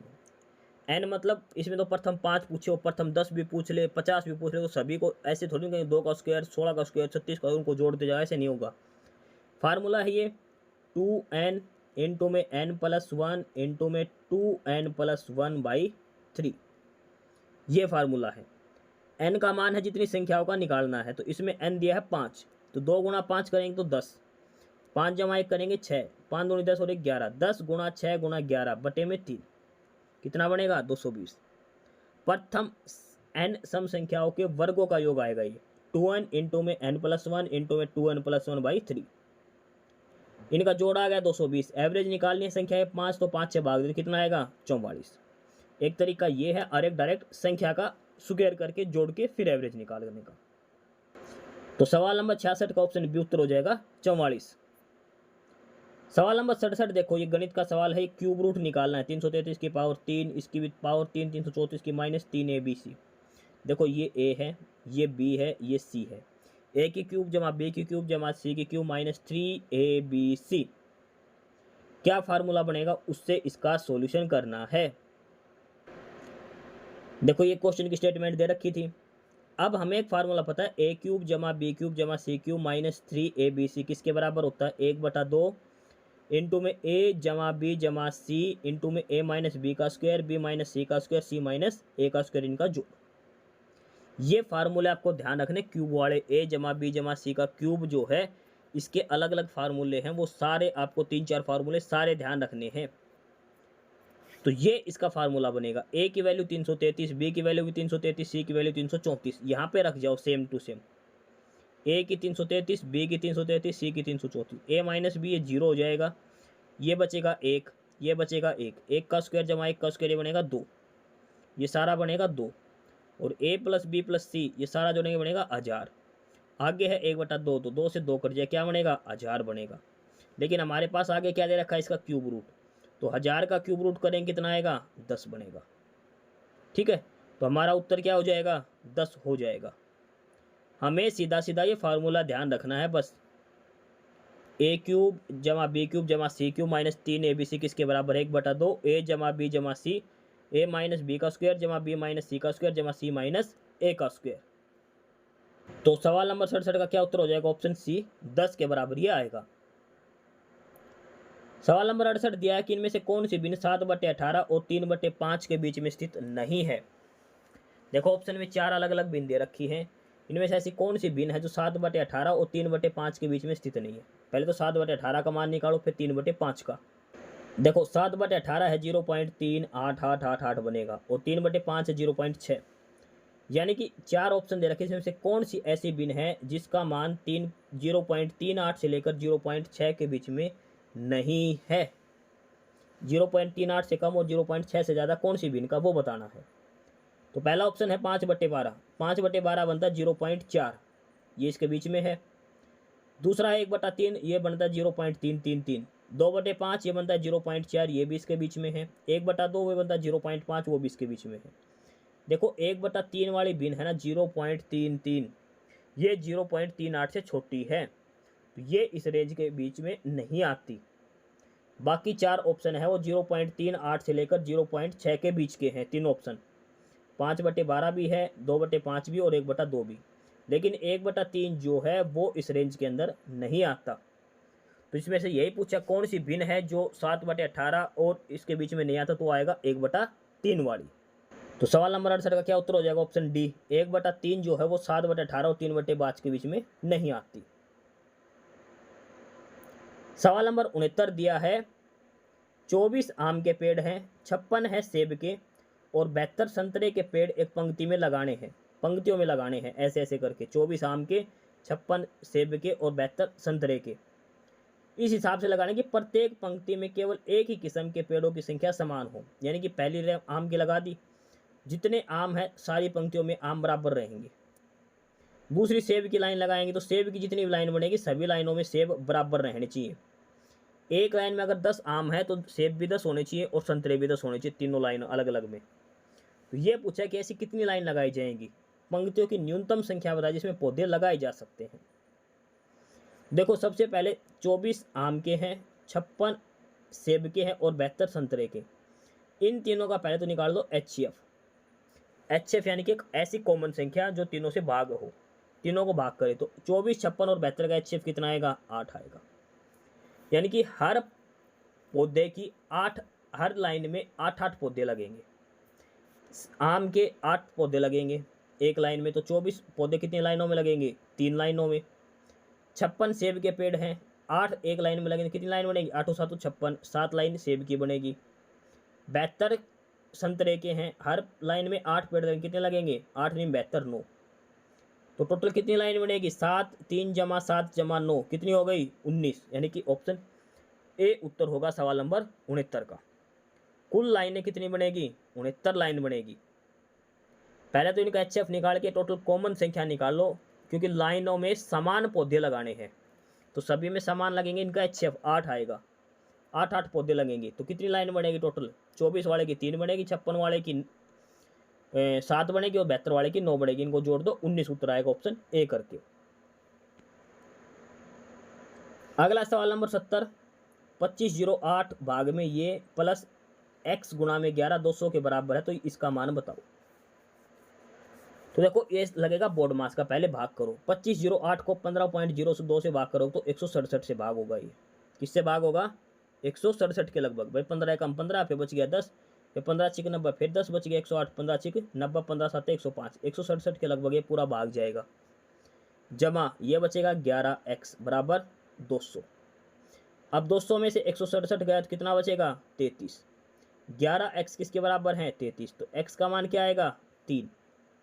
देखो पूरा भाग करने मत बैठ जाना भाई 167 पॉइंट कुछ निकालो, 166.9 करो। हमें लगभग का अंतर क्यों करना है? क्योंकि इसमें उत्तर पॉइंटों में नहीं दिया गया। अगर हम 166.9 करेंगे तो भी 33.00 बचेगा, उत्तर 3 पॉइंट कुछ आएगा तो वो भी फिर भी सी उत्तर आएगा। ऐसे सवालों में अप्रोक्सीमेट उत्तर करके चलना है। तो क्या उत्तर आएगा? Option C 3। सवाल नंबर 71 देखो 816, 226, 408 का चौथा अनुपात बताओ। 816, 226, 408 और चौथा अनुपात मान लिया x। तो ऐसे में क्या फार्मूला करना है, a/b बराबर c/d। ये पहली संख्या है, दूसरी b, तीसरी c, चौथी d।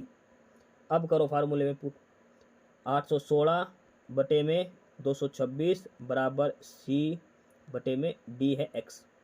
ये से कट जाएगा कितने पर, 2 से। ये कितना कट जाएगा, 113 पर।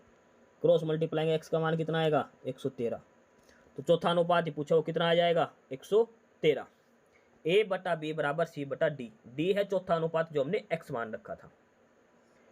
ठीक है, 113 इसका उत्तर आ जाएगा ऑप्शन सी करके, सवाल नंबर 71 का। इस क्लास की पीडीएफ आप हमारे टेलीग्राम चैनल से ज्वाइन कर सकते हैं, नॉलेज हब 7900 करके, डिस्क्रिप्शन बॉक्स में उसका लिंक दिया गया है आपको। आगे है सवाल नंबर 72। सवाल नंबर 72 में क्या दिया है कि 10 साल पहले माँ और बेटे की आयु का अनुपात 4:1 था। 10 साल पहले की बात हो रही है। आज के 10 साल बाद माँ और बेटे की आयु का अनुपात 2:1 हो जाएगा। तो वर्तमान में उनकी आयु का योग क्या होगा, ये हमें बताना है। माँ और बेटे की आयु का योग हमने बताना है वर्तमान में। देखो अब इसमें दे रखा है 10 साल पहले माँ और बेटे का आयु का अनुपात 4:1 और आगे आने वाले 10 साल बाद कितना हो जाएगा, 2:1। तो हम क्या करते हैं, 10 साल पहले उनकी एज मान लेते हैं माँ और बेटी की। देखो 4:1 है ना, तो माँ की एज मान ली 4x और बेटी की अनुपात होगी 1x। 10 साल पहले की बात है ये। 10 साल पहले उनका 4:1 दे रखा था उम्र का, तो माँ की उम्र मान ली 4x और 1 का मतलब 1x उम्र मान ली हमने इनकी 10 साल पहले। तब वर्तमान में कितनी हो जाएगी, 4x प्लस 10, क्योंकि 10 साल पहले की बात है ना ये। तो आज के समय कितनी हो जाएगी, 4x प्लस 10 और इसकी कितनी हो जाएगी, x प्लस 10 बेटी की। ये हो गई दोनों की वर्तमान उम्र। अब इसने अगले 10 साल के बाद की दे रखी है। वर्तमान उम्र है 4x प्लस 10, आगे वाले 10 साल में 10 और जुड़ जाएगा। तो 10 साल बाद इनकी आयु कितनी हो जाएगी, माँ की उम्र हो जाएगी 4x प्लस 20 और बेटी की उम्र कितनी हो जाएगी, x प्लस 20। इनका अनुपात दे रखा है 2:1 करके। ये चीज़ यहाँ पे लिख रखी है भाई। 10 साल पहले माँ की आयु मान ली 4x, बेटी की आयु मान ली x। तो वर्तमान में कितनी हो जाएगी, 4x प्लस 10, ये माँ की आयु, बेटी की आयु हो जाएगी x प्लस 10। आगे 10 साल बाद तो इसमें 10 जुड़ जाएगा दोनों में, तो 4x प्लस 20 और ये x प्लस 20। इसने दिया है जो 10 साल बाद आयु जो है उसका अनुपात 2:1 है, यानी कि 4x प्लस 20 बटे में x प्लस 20 किसके बराबर है, 2/1 के बराबर है। आर पार गुणा करेंगे तो 4x प्लस 20 और इधर 2 से गुणा होगा, 2x प्लस 40 आ जाएगा। x का मान यहाँ से आ जाएगा 10। x का मान 10 आ गया। तो वर्तमान में आयु कितनी हो जाएगी माँ की, तो वर्तमान आयु कितनी थी, 4x प्लस 10 थी। x का मान 10 रखेंगे तो माँ की उम्र आ गई 50 साल। बेटी की है x प्लस 10, यानी कि 10 प्लस 10 20 साल। तो बेटी की वर्तमान आयु आ गई 20 साल, माँ की है 50 साल। इन दोनों का जोड़ पूछा है तो 50 प्लस 20 कितना हो गया, 70 साल। वर्तमान आयु का जोड़ पूछा हो जाएगा 70 साल। अगर 10 साल बाद की पूछते तो दोनों का 10 और जोड़ देते 90 आ जाता। 10 साल पहले का पूछते तो 20 घटा देते तो 50 ही रह जाता। ये सवाल है, ऐसे ये करना आराम से। सारी चीज़ आपको डिटेल में यहाँ पे लिख रखी है, अच्छे से करना। 70 इसका उत्तर आ जाएगा। तो सवाल नंबर 72 का ऑप्शन सी उत्तर हो जाएगा। 70 साल उनकी आयु का जोड़ है, ऑप्शन सी। सवाल नंबर 73 दिया है, ईंधन का मूल्य 3 लगातार महीने में 15%, 12% और 10% कम हो गया। भाई फ्यूल प्राइस है, पहले महीने 15% कम हो गई, अगले महीने 12%, अगले महीने 10% कम हो गई और चौथे महीने में लेकिन 25% बढ़ गए। तो वास्तविक मूल्य की तुलना में चौथे महीने में ईंधन के दाम में कितने प्रतिशत कमी या बढ़ोतरी हुई है। भैया मान लो पेट्रोल है 100 रुपये का, अगले महीने 15 रुपये घट गया, अगले महीने 12 रुपये, अगले महीने फिर 10 रुपये घट गया, लेकिन चौथे महीने 25 रुपये बढ़ गया। तो आज 100 रुपये है, तो उसके हिसाब से चौथे महीने तक का रेट का क्या फ़र्क पड़ेगा। तो हमने मान लिया फ्यूल प्राइस था 100 रुपये, 15% घट गया तो कितना रह गया, 85/100।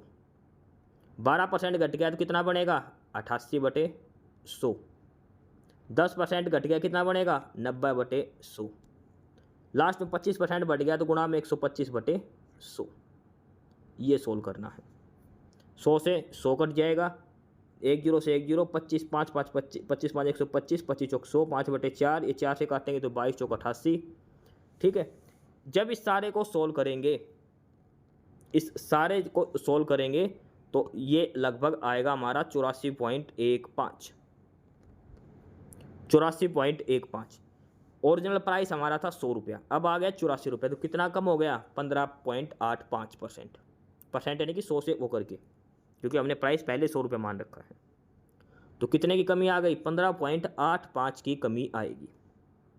कुछ भी नहीं करना, 100 को 100 रुपये मान लिया हमने, पहले कम हुआ तो 85, फिर कम हुआ 12%, फिर कम हुआ 10%, अब 25% बढ़ गया तो 125/100। ये ऐसे करना, 100 से 100 कट जाएगा, 1 जीरो से 1 जीरो कट जाएगी, 25 चौक 100, 25 5 125, 4 से कट जाएगा 22, ये कट जाएगा 11, ये आ जाएगा 50। फिर ये 5 से काट तो 17 5 85 और 5 दाएँ 50। नीचे आएगी तो 2 जीरो आएगी, 1 जीरो इसकी, 1 जीरो इसकी, 2 जीरो। ऊपर 11 5 55, 55 को 17 से गुणा करना, 17 5 85, 17 5 85 और 5 90 पॉइंट कुछ। ये आप सोल्व करके देख लेना सारा का सारा। ऑप्शन बी इसका उत्तर आ जाएगा 15.85। सवाल नंबर 74 दिया है, सोहन क्रय मूल्य पर चीनी बेचता है। कोई आदमी है वो क्रय मूल्य पर, भाई ये कह रहा है कि मैं अगर चीनी 10 रुपये किलो ला रहा हूँ तो 10 रुपये किलो ही बेच रहा हूँ मैं, बिना प्रॉफिट लॉस पर। लेकिन वो करता क्या है, तोलते समय वो गड़बड़ कर देता, बाट गलत लगाता है, यानी कि और उसमें 28% का लाभ कमाता है। कहने का मतलब है कि लाया 10 रुपये के भाव से था, 10 के भाव से बेचते, लेकिन तोलते टाइम 28% की गड़बड़ कर रहे हैं। यानी कि तोलना था उसको 1000 ग्राम, लेकिन तोल कितना रहा वो 28% की कमी करके, यानी कि कितना 720 ग्राम। 1 किलो चीनी की जगह 720 ग्राम चीनी वो दे रहा है, 28% की कमी तोलने में कर रहा है वो। तो जब उसने 3.2 किलो चीनी देगा, किसी ग्राहक ने कही कि मेरे को 3.2 किलो चीनी दे दो 3200 ग्राम, तो एक्चुअल में वो कितनी चीनी देगा उसको, क्योंकि वो 28% की गड़बड़ी कर रहा है बाटों में, तो एक्चुअल में वो उसको कितनी चीनी देगा ये हमने इसमें बताना है। ठीक है, क्योंकि 28% की वो उसमें गड़बड़ी कर रहा है। देखो, अब देखो शुरू में तो क्या कहा गया था कि क्रय मूल्य पर जो चीज़ लाता है वो बेचता है, यानी कि क्रय मूल्य और विक्रय मूल्य बराबर है, लेकिन वो 28% लाभ कमाता है गलत तोल कर। ठीक है, तो ओवरऑल विक्रय मूल्य क्या पड़ेगा उसका? देखो, विक्रय मूल्य क्रय मूल्य के तो बराबर है, लेकिन 28% लाभ भी कमा रहा है, बेशक से वो गलत तोल के कमा रहा हो। तो 28% लाभ यानी कि क्रय मूल्य का 28%, तो विक्रय मूल्य क्या हो जाएगा? क्रय मूल्य का 28% इसमें जुड़ जाएगा, यानी कि selling price is equal to 1.28 of cost price. विक्रय मूल्य क्रय मूल्य का 1.28 गुना हो जाएगा, यानी कि 0.28 तो ये हो गया, लाभ कमा रहा है और क्रय मूल्य के ये बराबर दे रहा था। तो विक्रय मूल्य है वो क्रय मूल्य का 1.28 गुना के बराबर है। अब इसने कहा कितनी चीनी बेचनी है? 3200 ग्राम, यानी कि 3.2 किलोग्राम। तो 1.28 के हिसाब से कितनी देगा वो? तो 3200 ग्राम बटे में 1.28 यानी कि 2500 ग्राम। तो अगले दुकानदार, अगले जो ग्राहक है उसको कितनी चीनी मिलेगी? 2.5 किलो मिलेगी। और ख़रीदी कितनी थी एक्चुअल में कस्टमर ने? 3.2 किलो। इसने 700 ग्राम का घपला कर दिया तोलने में। ठीक है, तो 2500 ग्राम इसका उत्तर हो जाएगा। तो सवाल नंबर 74 का ऑप्शन डी उत्तर हो जाएगा, 2500 ग्राम उसने चीनी दी थी। सवाल नंबर 75 दिया है कि 25% वार्षिक ब्याज की दर से x रुपये पर 2 साल का चक्रवृद्धि ब्याज और साधारण ब्याज का अंतर 325 रुपये है, तो मूलधन बताओ कितना था? x का मान बताना है। समय है 2 साल, दर है 25% और CISI का अंतर है 325 रुपये। इसका एक तो डायरेक्ट फार्मूला होता है, दूसरा तरीका क्या है कि 25% किसके बराबर हो गया? 1/4 के, भाई 25/100 करेंगे तो 2 साल का दे रखा, तो यानी कि 1/16। तो हमने इसका मूलधन मान लिया 1600 रुपये। मूलधन कितना मान लिया? 1600 रुपये। पहले साल 25% जाएगा तो 1600 का 25% कितना हो जाएगा? 400 रुपये। ठीक है, दूसरे साल और इसके ब्याज के ऊपर ब्याज मिलेगा, तो कितने पर ब्याज मिलेगा? 100 रुपये। ये है पहले साल का CI और SI, ये है दूसरे साल का साधारण ब्याज 800 रुपये, और 2 साल का साधारण ब्याज चक्रवर्ती ब्याज सारा मिलाकर 900 रुपये है। अंतर दे रखा है साधारण ब्याज और चक्रवर्ती ब्याज का 2 साल का, तो अंतर कितने का है? 100 रुपये का। कहने का मतलब है कि जब हमने मूलधन 1600 रुपये माना तो 2 साल का अंतर कितना आया था 100 रुपये, लेकिन इसने 100 की जगह दे कितना रखा है 325 रुपया।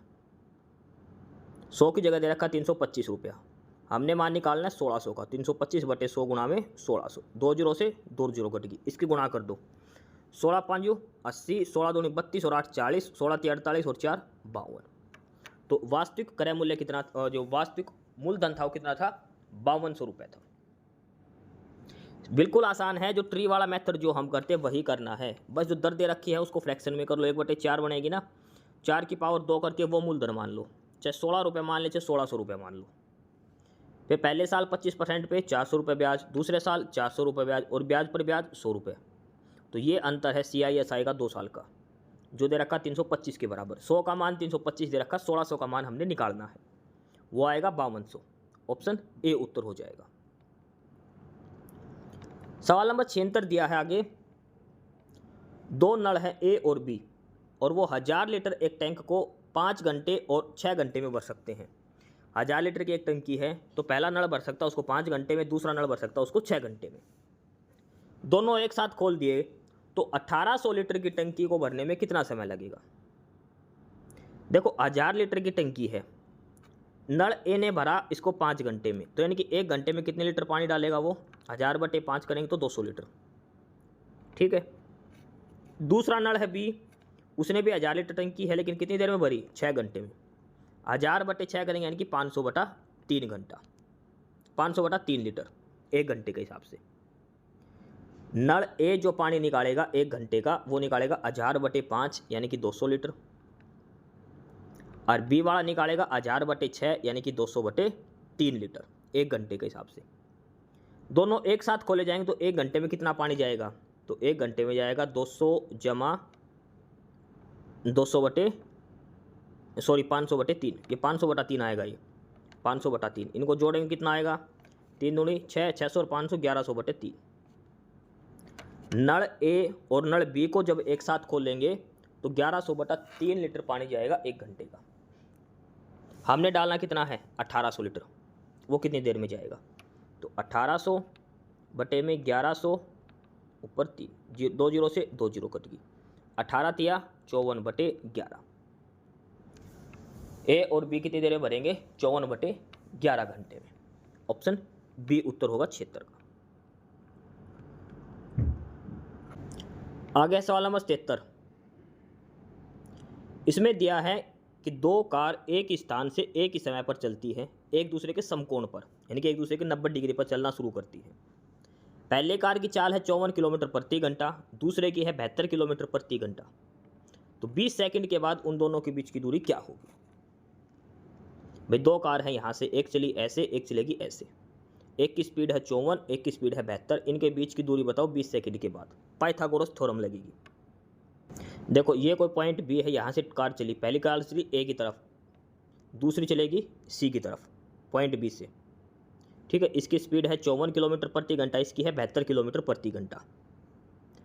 अब 72 किलोमीटर प्रति घंटा को मीटर पर सेकंड में बनाएंगे तो 5/18 से गुणा करो, 72 गुणा 5/18 कितना आएगा 20 मीटर प्रति सेकंड, क्योंकि हमें 20 सेकंड का टाइम पूछा, 20 सेकंड बाद, तो इसको मीटर पर सेकंड में बना लिया। दूसरे की स्पीड कितनी आ जाएगी 54 किलोमीटर प्रति घंटा, इसको करेंगे तो 5/18 से करेंगे तो कितना आएगी 15 मीटर पर सेकंड। पहले कार की स्पीड आ गई 20 मीटर पर सेकंड और 54 वाले की आ गई 15 मीटर पर सेकंड। अब 20 सेकंड के बाद पूछा है, तो 20 मीटर पर सेकंड के हिसाब से 20 सेकंड में कितनी दूरी चल लेगी 400 मीटर, और ये 15 मीटर पर सेकंड के हिसाब से 20 सेकंड में कितनी दूरी कर लेगी 15 गुणा 20 300 मीटर। तो यही चीज़ यहाँ पे लिख रखी है, एक कार तो चल लेगी 20 सेकंड में 400 मीटर, दूसरी चल लेगी 300 मीटर, इन दोनों के बीच की दूरी बतानी है पाइथागोरस के हिसाब से। तो कर्ण का स्क्वायर क्या होता है आधार का स्क्वायर जमा लंब का स्क्वायर, 300 का स्क्वायर जमा 400 का स्क्वायर, इसका अनरूट, तो 4 और 3 का स्क्वायर किसके बराबर होता है 5 के स्क्वायर के, तो यानी कि इन दोनों के बीच की दूरी कितनी आ जाएगी 500 मीटर। ये पाइथागोरस जो थ्योरम लगाएंगे तो कर्ण का स्क्वायर के आधार स्क्वायर जमा लंब का स्क्वायर का अनरूट करेंगे 500 मीटर। तो पूछा है 20 सेकंड के बाद उनके बीच की दूरी, तो कितनी आ जाएगी 500 मीटर। ठीक है, पाइथागोरस थ्योरम लगेगी इसके अंदर। किलोमीटर को मीटर पर सेकंड में बनाओ, 20 से गुणा करो, 20 सेकंड के बाद की दूरी निकालो और पाइथागोरस थ्योरम लगाओ। तो इसमें पूछा था दोनों के बीच की दूरी, तो वो आएगी 500 मीटर, यानी कि ऑप्शन डी उत्तर हो जाएगा इसका, दोनों कारों के बीच की दूरी। सवाल नंबर 78 देखो, काले रंग के बादशाह और बेगम को एक 52 पत्तों के ताश की गड्डी से निकाल दिया जाता है। शेष पत्तों में से एक पत्ता निकाला जाता है, तो हुक्म का पत्ता प्राप्त करने की प्रायिकता बताओ। देखो ताश में होते टोटल 52 पत्ते, 13 हुक्म, 13 चिड़ी, 13 पान, 13 ईंट, 13 पत्ते होते हैं।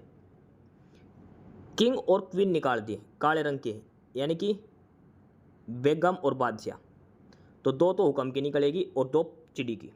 हुक्म और चिड़ी काला होता है, पान और ईंट लाल होती है, तो 4 पत्ते बाहर निकल गए। काले रंग के क्वीन और किंग निकाल दिया, तो 4 पत्ते बाहर हो गए, तो अब कितने पत्ते बच गए टोटल? 48 पत्ते, क्योंकि 2 किंग निकल गए, एक चिड़ी का और एक हुक्म का, 2 क्वीन निकल गए, एक चिड़ी की एक हुक्म की। अब हुक्म का पत्ता निकालना, हुक्म के पत्ते हैं 13, लेकिन उसमें से बेगम और बादशाह निकाल दी, तो कितने पत्ते बच गए? 11। तो 48 पत्ते टोटल है, उसमें से 11 कोई एक पत्ता नहीं, क्या प्रोबेबिलिटी रहेगी? 11/48। यही पूछा गया, काफ़ी आसान सवाल। टोटल पत्ते कितने हैं? 48, हुक्म के कितने हैं? 11, तो 11 में से कोई भी निकलेगा, 11/48। ऑप्शन सी उत्तर हो जाएगा 78 नंबर का। सवाल नंबर 79 देखो, एक नियमित बहुभुज की भुजाओं की संख्या बताओ यदि इसका अंतः कोण 160 डिग्री है। अंतः कोण है 160 डिग्री। देखो इसको दो, पहला तरीका, एक फार्मूला सभी को पता है, 360 डिग्री बटे एंगल भाग कर दो, वो आ जाएगा n। क्या फार्मूला है ये है बाह्य कोण का, बाह्य कोण। ठीक है, अब एक चीज देखो, इंटरनल एंगल और एक्सटर्नल एंगल दोनों का जोड़ होता है हमेशा 180 डिग्री। तो इंटरनल एंगल दे रखा है 160, टोटल जोड़ होता है 180, इंटरनल दे दिया 160, तो बाह्य कोण कितना बच गया? 20 डिग्री का। तो नंबर ऑफ साइड ज्ञात करनी है, 360 बटे में 20, कितनी आ जाएगी? 18। Option D. एक तो ये है, अगर हमें एक्सटीरियर एंगल पता है, बाह्य कोण पता है, तो 360 से उसको भाग कर देंगे, नंबर ऑफ साइड आ जाएंगी। दूसरा तरीका इंटीरियर एंगल के हिसाब से निकालने का, उसका अलग फार्मूला है। देखो अन भुजाओं वाले बहुभुज के आंतरिक कोणों का जोड़ होता है n-2 गुणा में 180, n-2 गुणा में 180, और n डिग्री का कोण कितना दिया है? 160 दे रखा है। हमने प्रत्येक आंतरिक कोण कितना हो जाएगा? n-2 इंटू में 180 बटे में n, प्रत्येक आंतरिक कोण अलग अलग। ये फार्मूला ध्यान रखना, n-2/n गुणा में 180। n का मान हमें निकालना है और प्रत्येक आंतरिक कोण दे दिया 160, यानी कि n-2 बटे 180 गुणा में 180 बटे n किसके बराबर? 160। आर पार गुणा करेंगे 160, n बराबर n-2 इंटू 180, और जब यहाँ से n का मान निकालें क्या आएगा? 18। तो बहुभुज की भुजाएं कितनी हैं? 18। फार्मूला ध्यान रखना, n-2 बटे n इंटू में 180 डिग्री। ये तो है एक इंटीरियर एंगल, अंतः कोण का, और बाहरी कोण का क्या है? 360 बटे n। तो चाहे आप एक्सटीरियर एंगल का फार्मूला लगा लो या इंटीरियर का, उत्तर सेम आएगा 18, ऑप्शन डी करके। सवाल नंबर 80 दिया है, एक आयत की लंबाई उसकी चौड़ाई से 3 मीटर अधिक है, लेकिन आयत का परिमाप संख्यात्मक रूप से उसके क्षेत्रफल के बराबर है, तो विकर्ण का पूर्णांक मान क्या होगा? उसका डायगोनल बताना है। एक आयत दे रखा है ऐसे, ये इसकी लेंथ, ये इसकी ब्रेड्थ। लेंथ जो है वो विड्थ है 3 फालतू, यानी कि विड्थ अगर x है तो लेंथ कितनी हो जाएगी? x + 3, ये हो जाएगी। इसका ये कर्ण बताना, विकर्ण का मान बताना है। कंडीशन क्या दे रखी? इसका परिमाप जो है वो उसके क्षेत्रफल के, क्षेत्रफल क्या होता है? लंबाई गुणा चौड़ाई, और परिमाप क्या होता है? 2 इंटू में लंबाई जमा चौड़ाई, ये दोनों बराबर दे रखे हैं। देखो चौड़ाई x मान ली तो लंबाई आएगी x + 3, परिमाप है वो क्षेत्रफल के बराबर दे रखा है, तो आयत का परिमाप क्या होता है? 2 इंटू लंबाई जमा चौड़ाई, क्षेत्रफल क्या होता है? लंबाई गुणा चौड़ाई, तो 2 इंटू में लंबाई जमा चौड़ाई किसके बराबर है? लंबाई गुणा में चौड़ाई के। सोल्व करेंगे क्वाड्रेटिक इक्वेशन बनेगी x² - x + 6। जब इसको सोल्व करेंगे तो x का 2 मान आएंगे, एक -2 और एक +3, तो माइनस तो हो नहीं सकता, तो x का मान कितना आ गया? 3। x का मान 3 आ गया, तो लंबाई कितनी हो जाएगी? x + 3 यानी कि 6, 3 + 3, और चौड़ाई x थी वो कितनी रहेगी? 3 ही।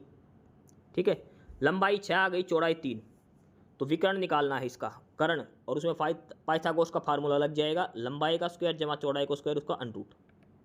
तो 6 का स्क्वायर जमा 3 का स्क्वायर, अंडरूट 45, 6.7, तो ये किसके बराबर आ जाएगा? लगभग 7 के बराबर। अंडरूट 45 6.7 के समथिंग आएगा, यानी कि पूर्णांक पूछा तो वो आएगा 7 करके। ये सारे फार्मूले इसमें लगाने हैं। देखो हमारा आंसर आया था 6.7, अगर ये 6.56 कम होता तो हम लेते 6, 6.5 से ज़्यादा तो हम क्या लेंगे अब 7, यानी कि ऑप्शन सी उत्तर होगा सवाल नंबर 80 का। इस क्लास की पीडीएफ के लिए आप हमारा टेलीग्राम चैनल ज्वाइन करें, नॉलेज हब 7900। डिस्क्रिप्शन बॉक्स में लिंक दिया है, काफ़ी सारी पीडीएफ, काफ़ी सारा स्टडी मटेरियल आपको यहाँ पर मिलेगा नॉलेज हब टेलीग्राम चैनल पर। डिस्क्रिप्शन बॉक्स में उसका लिंक दिया गया है। सवाल नंबर 81 देखो, अंग्रेजी वर्णमाला में बी से शुरू करते हुए प्रत्येक दूसरा अक्षर हटा दिया गया है, यानी कि ए फिर बी हटा दिया, सी फिर डी हटा दिया, ई फिर एफ हटा दिया, ऐसे करके तब दाएं छोर से 10वां अक्षर यानी कि दाएं यानी कि जड़ से वापस चलेंगे तो 10वां अक्षर कौन सा होगा, ये हमें बताना है। देखो ये होती है ए से जड़ तक। अब इसने कहा कि बी से शुरू करके हर दूसरा अक्षर हटाना, यानी कि बी हटा दो, फिर डी, फिर एफ, फिर एच, फिर एक छोड़ जे, फिर एल, फिर एन, ऐसे हटाना है। तो जब बी से सारे हटा देंगे कितने अक्षर बचेंगे हमारे पास? 13 ही बचेंगे भाई, टोटल 26 है। एक छोड़कर एक हटा दिए, आधे अक्षर हट गए तो 13 अक्षर बच गए, ये बच गए। अब इसने कहा कि दाएं छोर से यानी कि इधर से 10वां अक्षर बताना लास्ट से, तो लास्ट से 10वां कौन सा बनेगा? देखो लास्ट से 10वां क्या बनेगा? पहला, दूसरा, तीसरा, चौथा, पाँचवा, छठा, 7वां, 8वां, 9वां और 10वां। दाएं छोर से 10वां अक्षर पूछा है, तो दाएं छोर से 10वां अक्षर कौन सा बनेगा? जी बनेगा। ठीक है, पूरी सीक्वेंस में से एक छोड़कर एक अक्षर हमें लिखना था इसमें। तो प्रश्न नंबर 81 से क्या उत्तर हो जाएगा? ऑप्शन ए जी। अगला है 82 नंबर सवाल, और इसमें दिया है ये जो आकृति दे रखी है इसमें कितनी ट्रायंगल है। ये जो आकृति दी गई है एक, इसके अंदर कितनी त्रिभुज है ये हमने इसमें बताना है। ठीक है, ऐसे ये आकृति बना रखी है और इसके अंदर हमें बताना है कि कितनी ट्रायंगल है। ये आकृति दे रखी है, इसके अंदर हमें बताना है कितनी ट्रायंगल, कितनी त्रिभुज है। तो देखो सबसे पहले तो ये त्रिभुज वाला हिस्सा ले लो, आगे वाला। इसके अंदर कितनी त्रिभुज है? 1 2 3, मतलब आगे वाले हिस्से में कितनी है?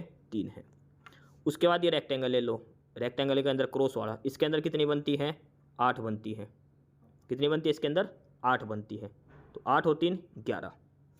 अब ये बीचों बीच एक लाइन गई, इस लाइन के जाते ही एक इधर और एक इधर, 11 और 2 13।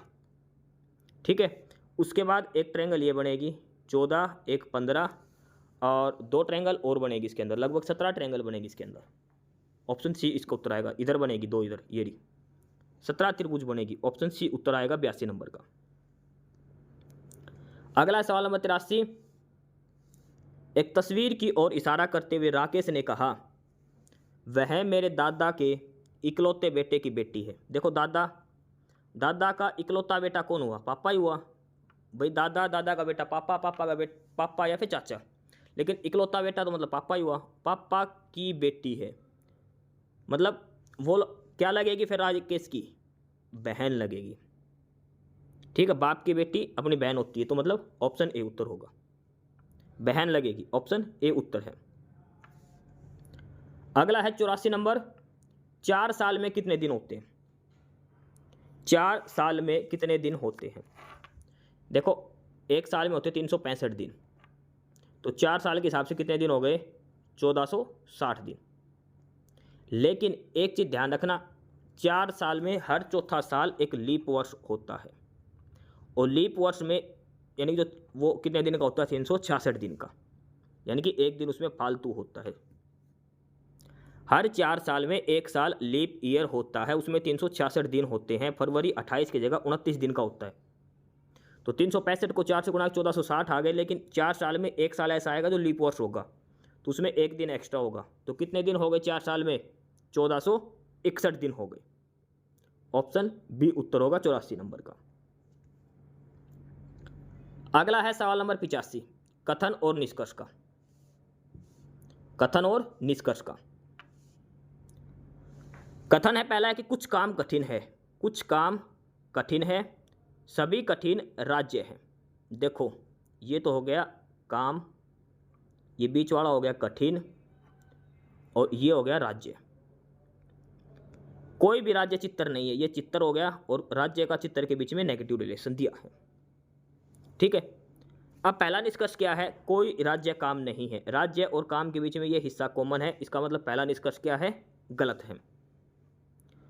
दूसरा दिया है सभी काम के राज्य होने की संभावना है। देखो पॉसिबिलिटी जिस काम में दी जाए तो वो सही होता है। देखो इसमें भी देख कुछ काम राज्य हैं तो सारा काम राज्य के अंदर आ सकता है क्योंकि इसके बारे में कोई नेगेटिव स्टेटमेंट नहीं दी गई। तो मतलब निष्कर्ष 2 बिल्कुल सही है। तीसरा निष्कर्ष है कि कुछ कठिन कभी चित्तर नहीं हो सकते। देखो कठिन जो है वो राज्य के अंदर है और राज्य है वो कभी चित्तर नहीं हो सकता। तो कठिन क्या है वो भी चित्तर नहीं होगा क्योंकि राज्य ही चित्तर के अंदर नहीं आ रहा तो कठिन भी चित्तर नहीं होगा। मतलब तीसरी स्टेटमेंट भी सही है। तो कौन कौन से निष्कर्ष का अनुसरण करता है? 2 और 3 का। 2 और 3 को फॉलो करता है यानी कि ऑप्शन बी उत्तर हो जाएगा। 2 और 3 को फॉलो करता है, ऑप्शन बी इसका उत्तर हो जाएगा। सवाल नंबर 86 देखो, एक घड़ी में 12:48 पर दोनों सुइयों के बीच में क्या कोण होगा? 12:48। देखो घड़ी की सुइयों के बीच का टाइम निकालने का सीधा सा फार्मूला है 30h - 11/2m और ये दोनों साइड मोड़ लगा देते हैं यानी कि पॉजिटिव उत्तर निकालना होता है हमेशा। 30h - 11/2m घड़ी की सुइयों के बीच का कोण निकालने के लिए। h मतलब घंटे का समय और m मतलब मिनट वाला समय। तो 30h मतलब घंटा है 12 माइनस 11/2m कितना है 48 मिनट। 12 तिया 36 360 माइनस 11/2 गुणा 48 से काटेंगे 24 24 गुणा 11 करें कितना आएगा 254। अच्छा एक चीज़ देखना वो 11 गुणा 24 था वो 264 आएगा। 360 माइनस 264 तब 96 आएगा, ऑप्शन बी उत्तर आएगा इसका। ठीक है 24 गुणा 11 264 होता है तो 96 उत्तर हो जाएगा ऑप्शन बी करके। सवाल नंबर 87 है कि कबूतर अगर शांति का प्रतीक है, कबूतर का शांति से जो संबंध है ऐसे ही दूसरा पेड़ कौन सा है? देखो कबूतर को हम शांति का प्रतीक मानते हैं। ताज सिर ये कोई मतलब नहीं है, ताज को सिर का प्रतीक नहीं मानते। लॉरेल विजय इसका भी कोई संबंध नहीं, युद्ध से स्वतंत्रता इसका भी कोई संबंध नहीं, लेकिन सफ़ेद झंडे को हम समर्पण का मानते हैं। जैसे कबूतर शांति का प्रतीक है वैसे सफ़ेद झंडा समर्पण का प्रतीक है। ऑप्शन बी उत्तर होगा 87 नंबर का। 88 नंबर है कि मानव का जो बच्चा होता है उसको बोलते हैं शिशु, ह्यूमन बेबी को बोलते हैं इन्फेंट। ऐसे ही किसको क्या बोलते हैं? गाय बुल ये तो गलत हो गया, मेल फीमेल हो गया। डक ड्रैक ये बतख नर बतख। मछली झींगा, लेकिन शेर का बच्चा है उसको कप बोलते हैं, शावक बोलते हैं। कब या शावक उसको कहा जाता है। आदमी का बच्चा उसको इन्फेंट बोलते, छोटे बच्चे को शिशु। ऐसे शेर के बच्चे को बोलते शावक या कब। ऑप्शन ए उत्तर होगा 88 नंबर का। 89 नंबर है, यहां पर क्या आएगा क्वेश्चन मार्क की जगह? 8 का 24 से क्या संबंध है? 8 तिया 24 जमा 4 28। 28 का 116 से 28 गुणा 4 करें 28 गुणा 4 करो कितना आएगा 112। 112 में 4 जोड़ दो 116। 116 को 5 से गुणा करो कितना आएगा 580 और उसमें 4 जोड़ दो 584। तो ऐसे ही 584 को गुणा करो 6 से, फिर इसमें जोड़ दो 4। तो 584 को 6 से गुणा करेंगे तो क्या बनेगा 3504। इसमें फिर 4 जोड़ दो क्या आएगा 3508। क्या पैटर्न लगा हुआ है ध्यान रखना, 3 गुणा जमा 4, 4 गुणा जमा 4, ये इसका 5 गुणा फिर जमा 4, यह अगले वाला इसका 6 गुणा फिर जमा 4। ऑप्शन डी उत्तर हो जाएगा 89 नंबर का। 90 नंबर है, यहाँ पे क्वेश्चन मार्क में क्या आएगा? 34 46 58। देखो 34 से 46 12 जुड़ गए, 46 से 58 फिर 12 जुड़ गए। अब इनमें तो 12 12 का गैप आ गया तीनों में, लेकिन अगर यहाँ हम 12 जोड़ते हैं तो कितना आएगा 70। ऑप्शन कितना है 72। 70 तो ऑप्शन भी नहीं है। अब क्या करें? अब फिर से वही तरीका देखो ध्यान से, 12 का गैप 12 का गैप, तो 34 में से 12 घटाओ कितना आएगा 22, क्योंकि 22 में 12 जोड़ेंगे तो 34 बनेगा, लेकिन 22 ऑप्शन में दिया है तो ऑप्शन सी उत्तर हो जाएगा। देखो 70 और 22 में से एक ही ऑप्शन मिलेगा, दोनों मिलेंगे तो दोनों सही है, कोई भी लगा सकते हो आप। तो ऑप्शन सी उत्तर हो जाएगा इसका 22। अब है आगे कुछ कंप्यूटर के 10 प्रश्न कंप्यूटर से रिलेटेड, और इसमें पहला प्रश्न दिया है मालवेयर क्या है? मालवेयर देखो एक वायरस बोलते हैं जो हम, लेकिन होता क्या है ये एक सॉफ्टवेयर होता है, मैलिशियस सॉफ्टवेयर होता है मालवेयर। ऑप्शन बी उत्तर होगा 91 नंबर का। 92वां नंबर दिया है कि एक स्प्रेड शीट में पंक्तियों को यानी कि रो, देखो कोई भी एक वर्ड की सीट होती है उसके अंदर रो और कॉलम बने होते हैं। ये कॉलम है लंबे वाले और रो होती है ऐसे लेफ्ट से राइट, ये रो है, ठीक है। तो जो रो होते हैं इसको हम कैसे रिप्रेजेंट करते हैं, कॉलम को कैसे रिप्रेजेंट करते हैं। तो रो जो होती हैं लेफ्ट से राइट, इनको हम रिप्रेजेंट करते हैं 0 से लेकर 9 तक की गिनतियों में, और जो कॉलम होते हैं इनको हम करते हैं ABCD से। दोनों चीज़ ध्यान रखना। इसमें हमारा रो पूछा, रो को हम करते हैं नंबर से 0 से 9 वाले नंबर के बीच में, और कॉलम को हम करते हैं ABCD अल्फ़ाबेट में। दोनों ध्यान रखना। और रो और कॉलम जहाँ मिलते हैं इस पॉइंट को बोलते हैं सेल। कई बार पेपर में पूछा गया है, सेल कहा जाता है इसको। तो इस प्रश्न में पूछा रो को किससे रिप्रेजेंट किया जाता है, तो करते हैं नंबर से। ऑप्शन सी उत्तर हो जाएगा 92 नंबर का। इस क्लास की PDF के लिए आप हमारा टेलीग्राम चैनल ज्वाइन करें, नॉलेज हब 7900। डिस्क्रिप्शन बॉक्स में उसका लिंक दिया है। काफ़ी सारा स्टडी मटेरियल, काफ़ी सारी PDF आपको वहाँ पर मिलेगी। आगे है प्रश्न नंबर 93। वो शॉर्टकट की बताए जो वर्तमान में माइल मेन्यू विकल्प तक पहुँचने की मदद करता है। विच shortcut help in assessing the current file menu options. जो फिलहाल जो ऑप्शन खुला है उस तक पहुँचने के लिए, तो वो है Alt+F। Alt+F, option D answer होगा। प्रश्न नंबर 94 है कार्बन, हाइड्रोजन और हाइड्रो ऑक्साइड से क्या बनता है। Carbon plus hydrogen plus hydro oxide, और ये बनाते हैं ग्लिसरीन। ऑप्शन सी आंसर हो जाएगा, ग्लिसरीन। प्रश्न नंबर 95 है कंप्यूटर में पोर्ट्स का क्या उद्देश्य है। देखो आपने CPU देखा होगा, CPU के अंदर ऐसे ऐसे निशान बने होते हैं, उसके अंदर कोई भी हम केबल लगा सकते हैं, पोर्ट्स उनको बोलते हैं। पोर्ट्स वो होते हैं जहाँ से हम कोई भी केबल डाटा जोड़ सकते हैं, केबल जोड़ते हैं जिसके अंदर, ठीक है, पेन ड्राइव वगैरह लगाते जो होता है ना CPU के अंदर, जिसके अंदर डालते हैं हम पेन ड्राइव वगैरह डाटा केबल, उसको पोर्ट बोलते हैं। तो पोर्ट का क्या काम है, कोई भी एक्सटर्नल डिवाइस है उसको कंप्यूटर से कनेक्ट करना। कोई भी जो एक्सटर्नल डिवाइस है, ऑप्शन डी, कोई भी एक्सटर्नल डिवाइस है उसको कंप्यूटर से जोड़ने के लिए, ठीक है, ऑप्शन डी आंसर हो जाएगा।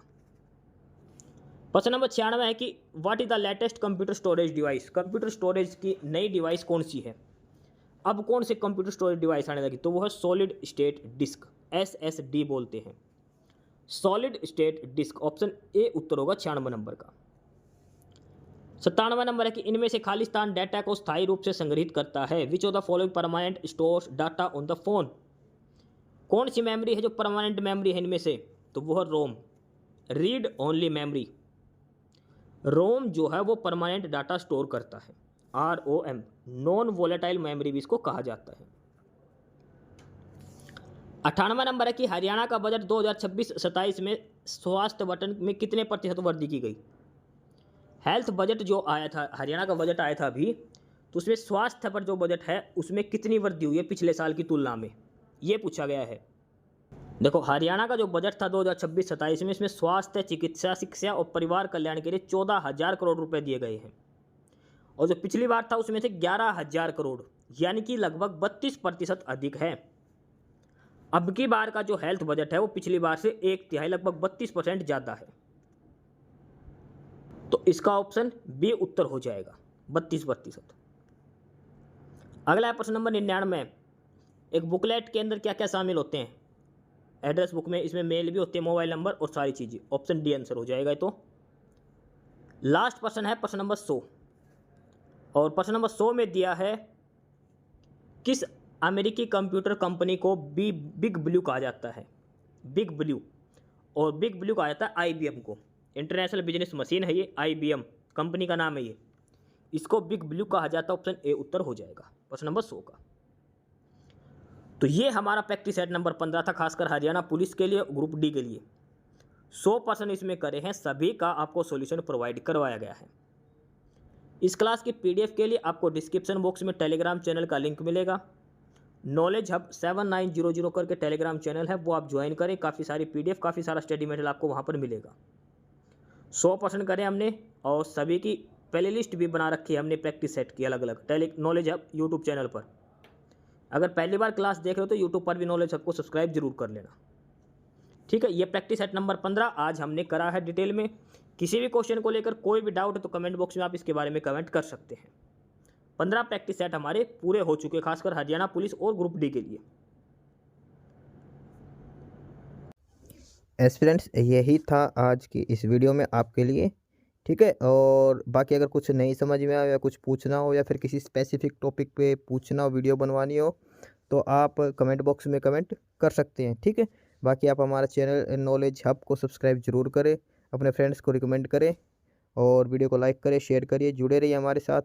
मिलते रहेंगे आपके साथ रोज़ रोज़ नए कंटेंट के साथ, नई अपडेट्स के साथ, ठीक है। और चैनल को शेयर ज़रूर करें अपने फ्रेंड्स के साथ। एक बार फिर से जो एस्पिरेंट्स, जो कैंडिडेट्स नए हैं, वो चैनल को सब्सक्राइब जरूर करें, अपने चैनल नॉलेज हब, ठीक है। मिलते हैं नई अपडेट्स के साथ, तब तक के लिए बाय।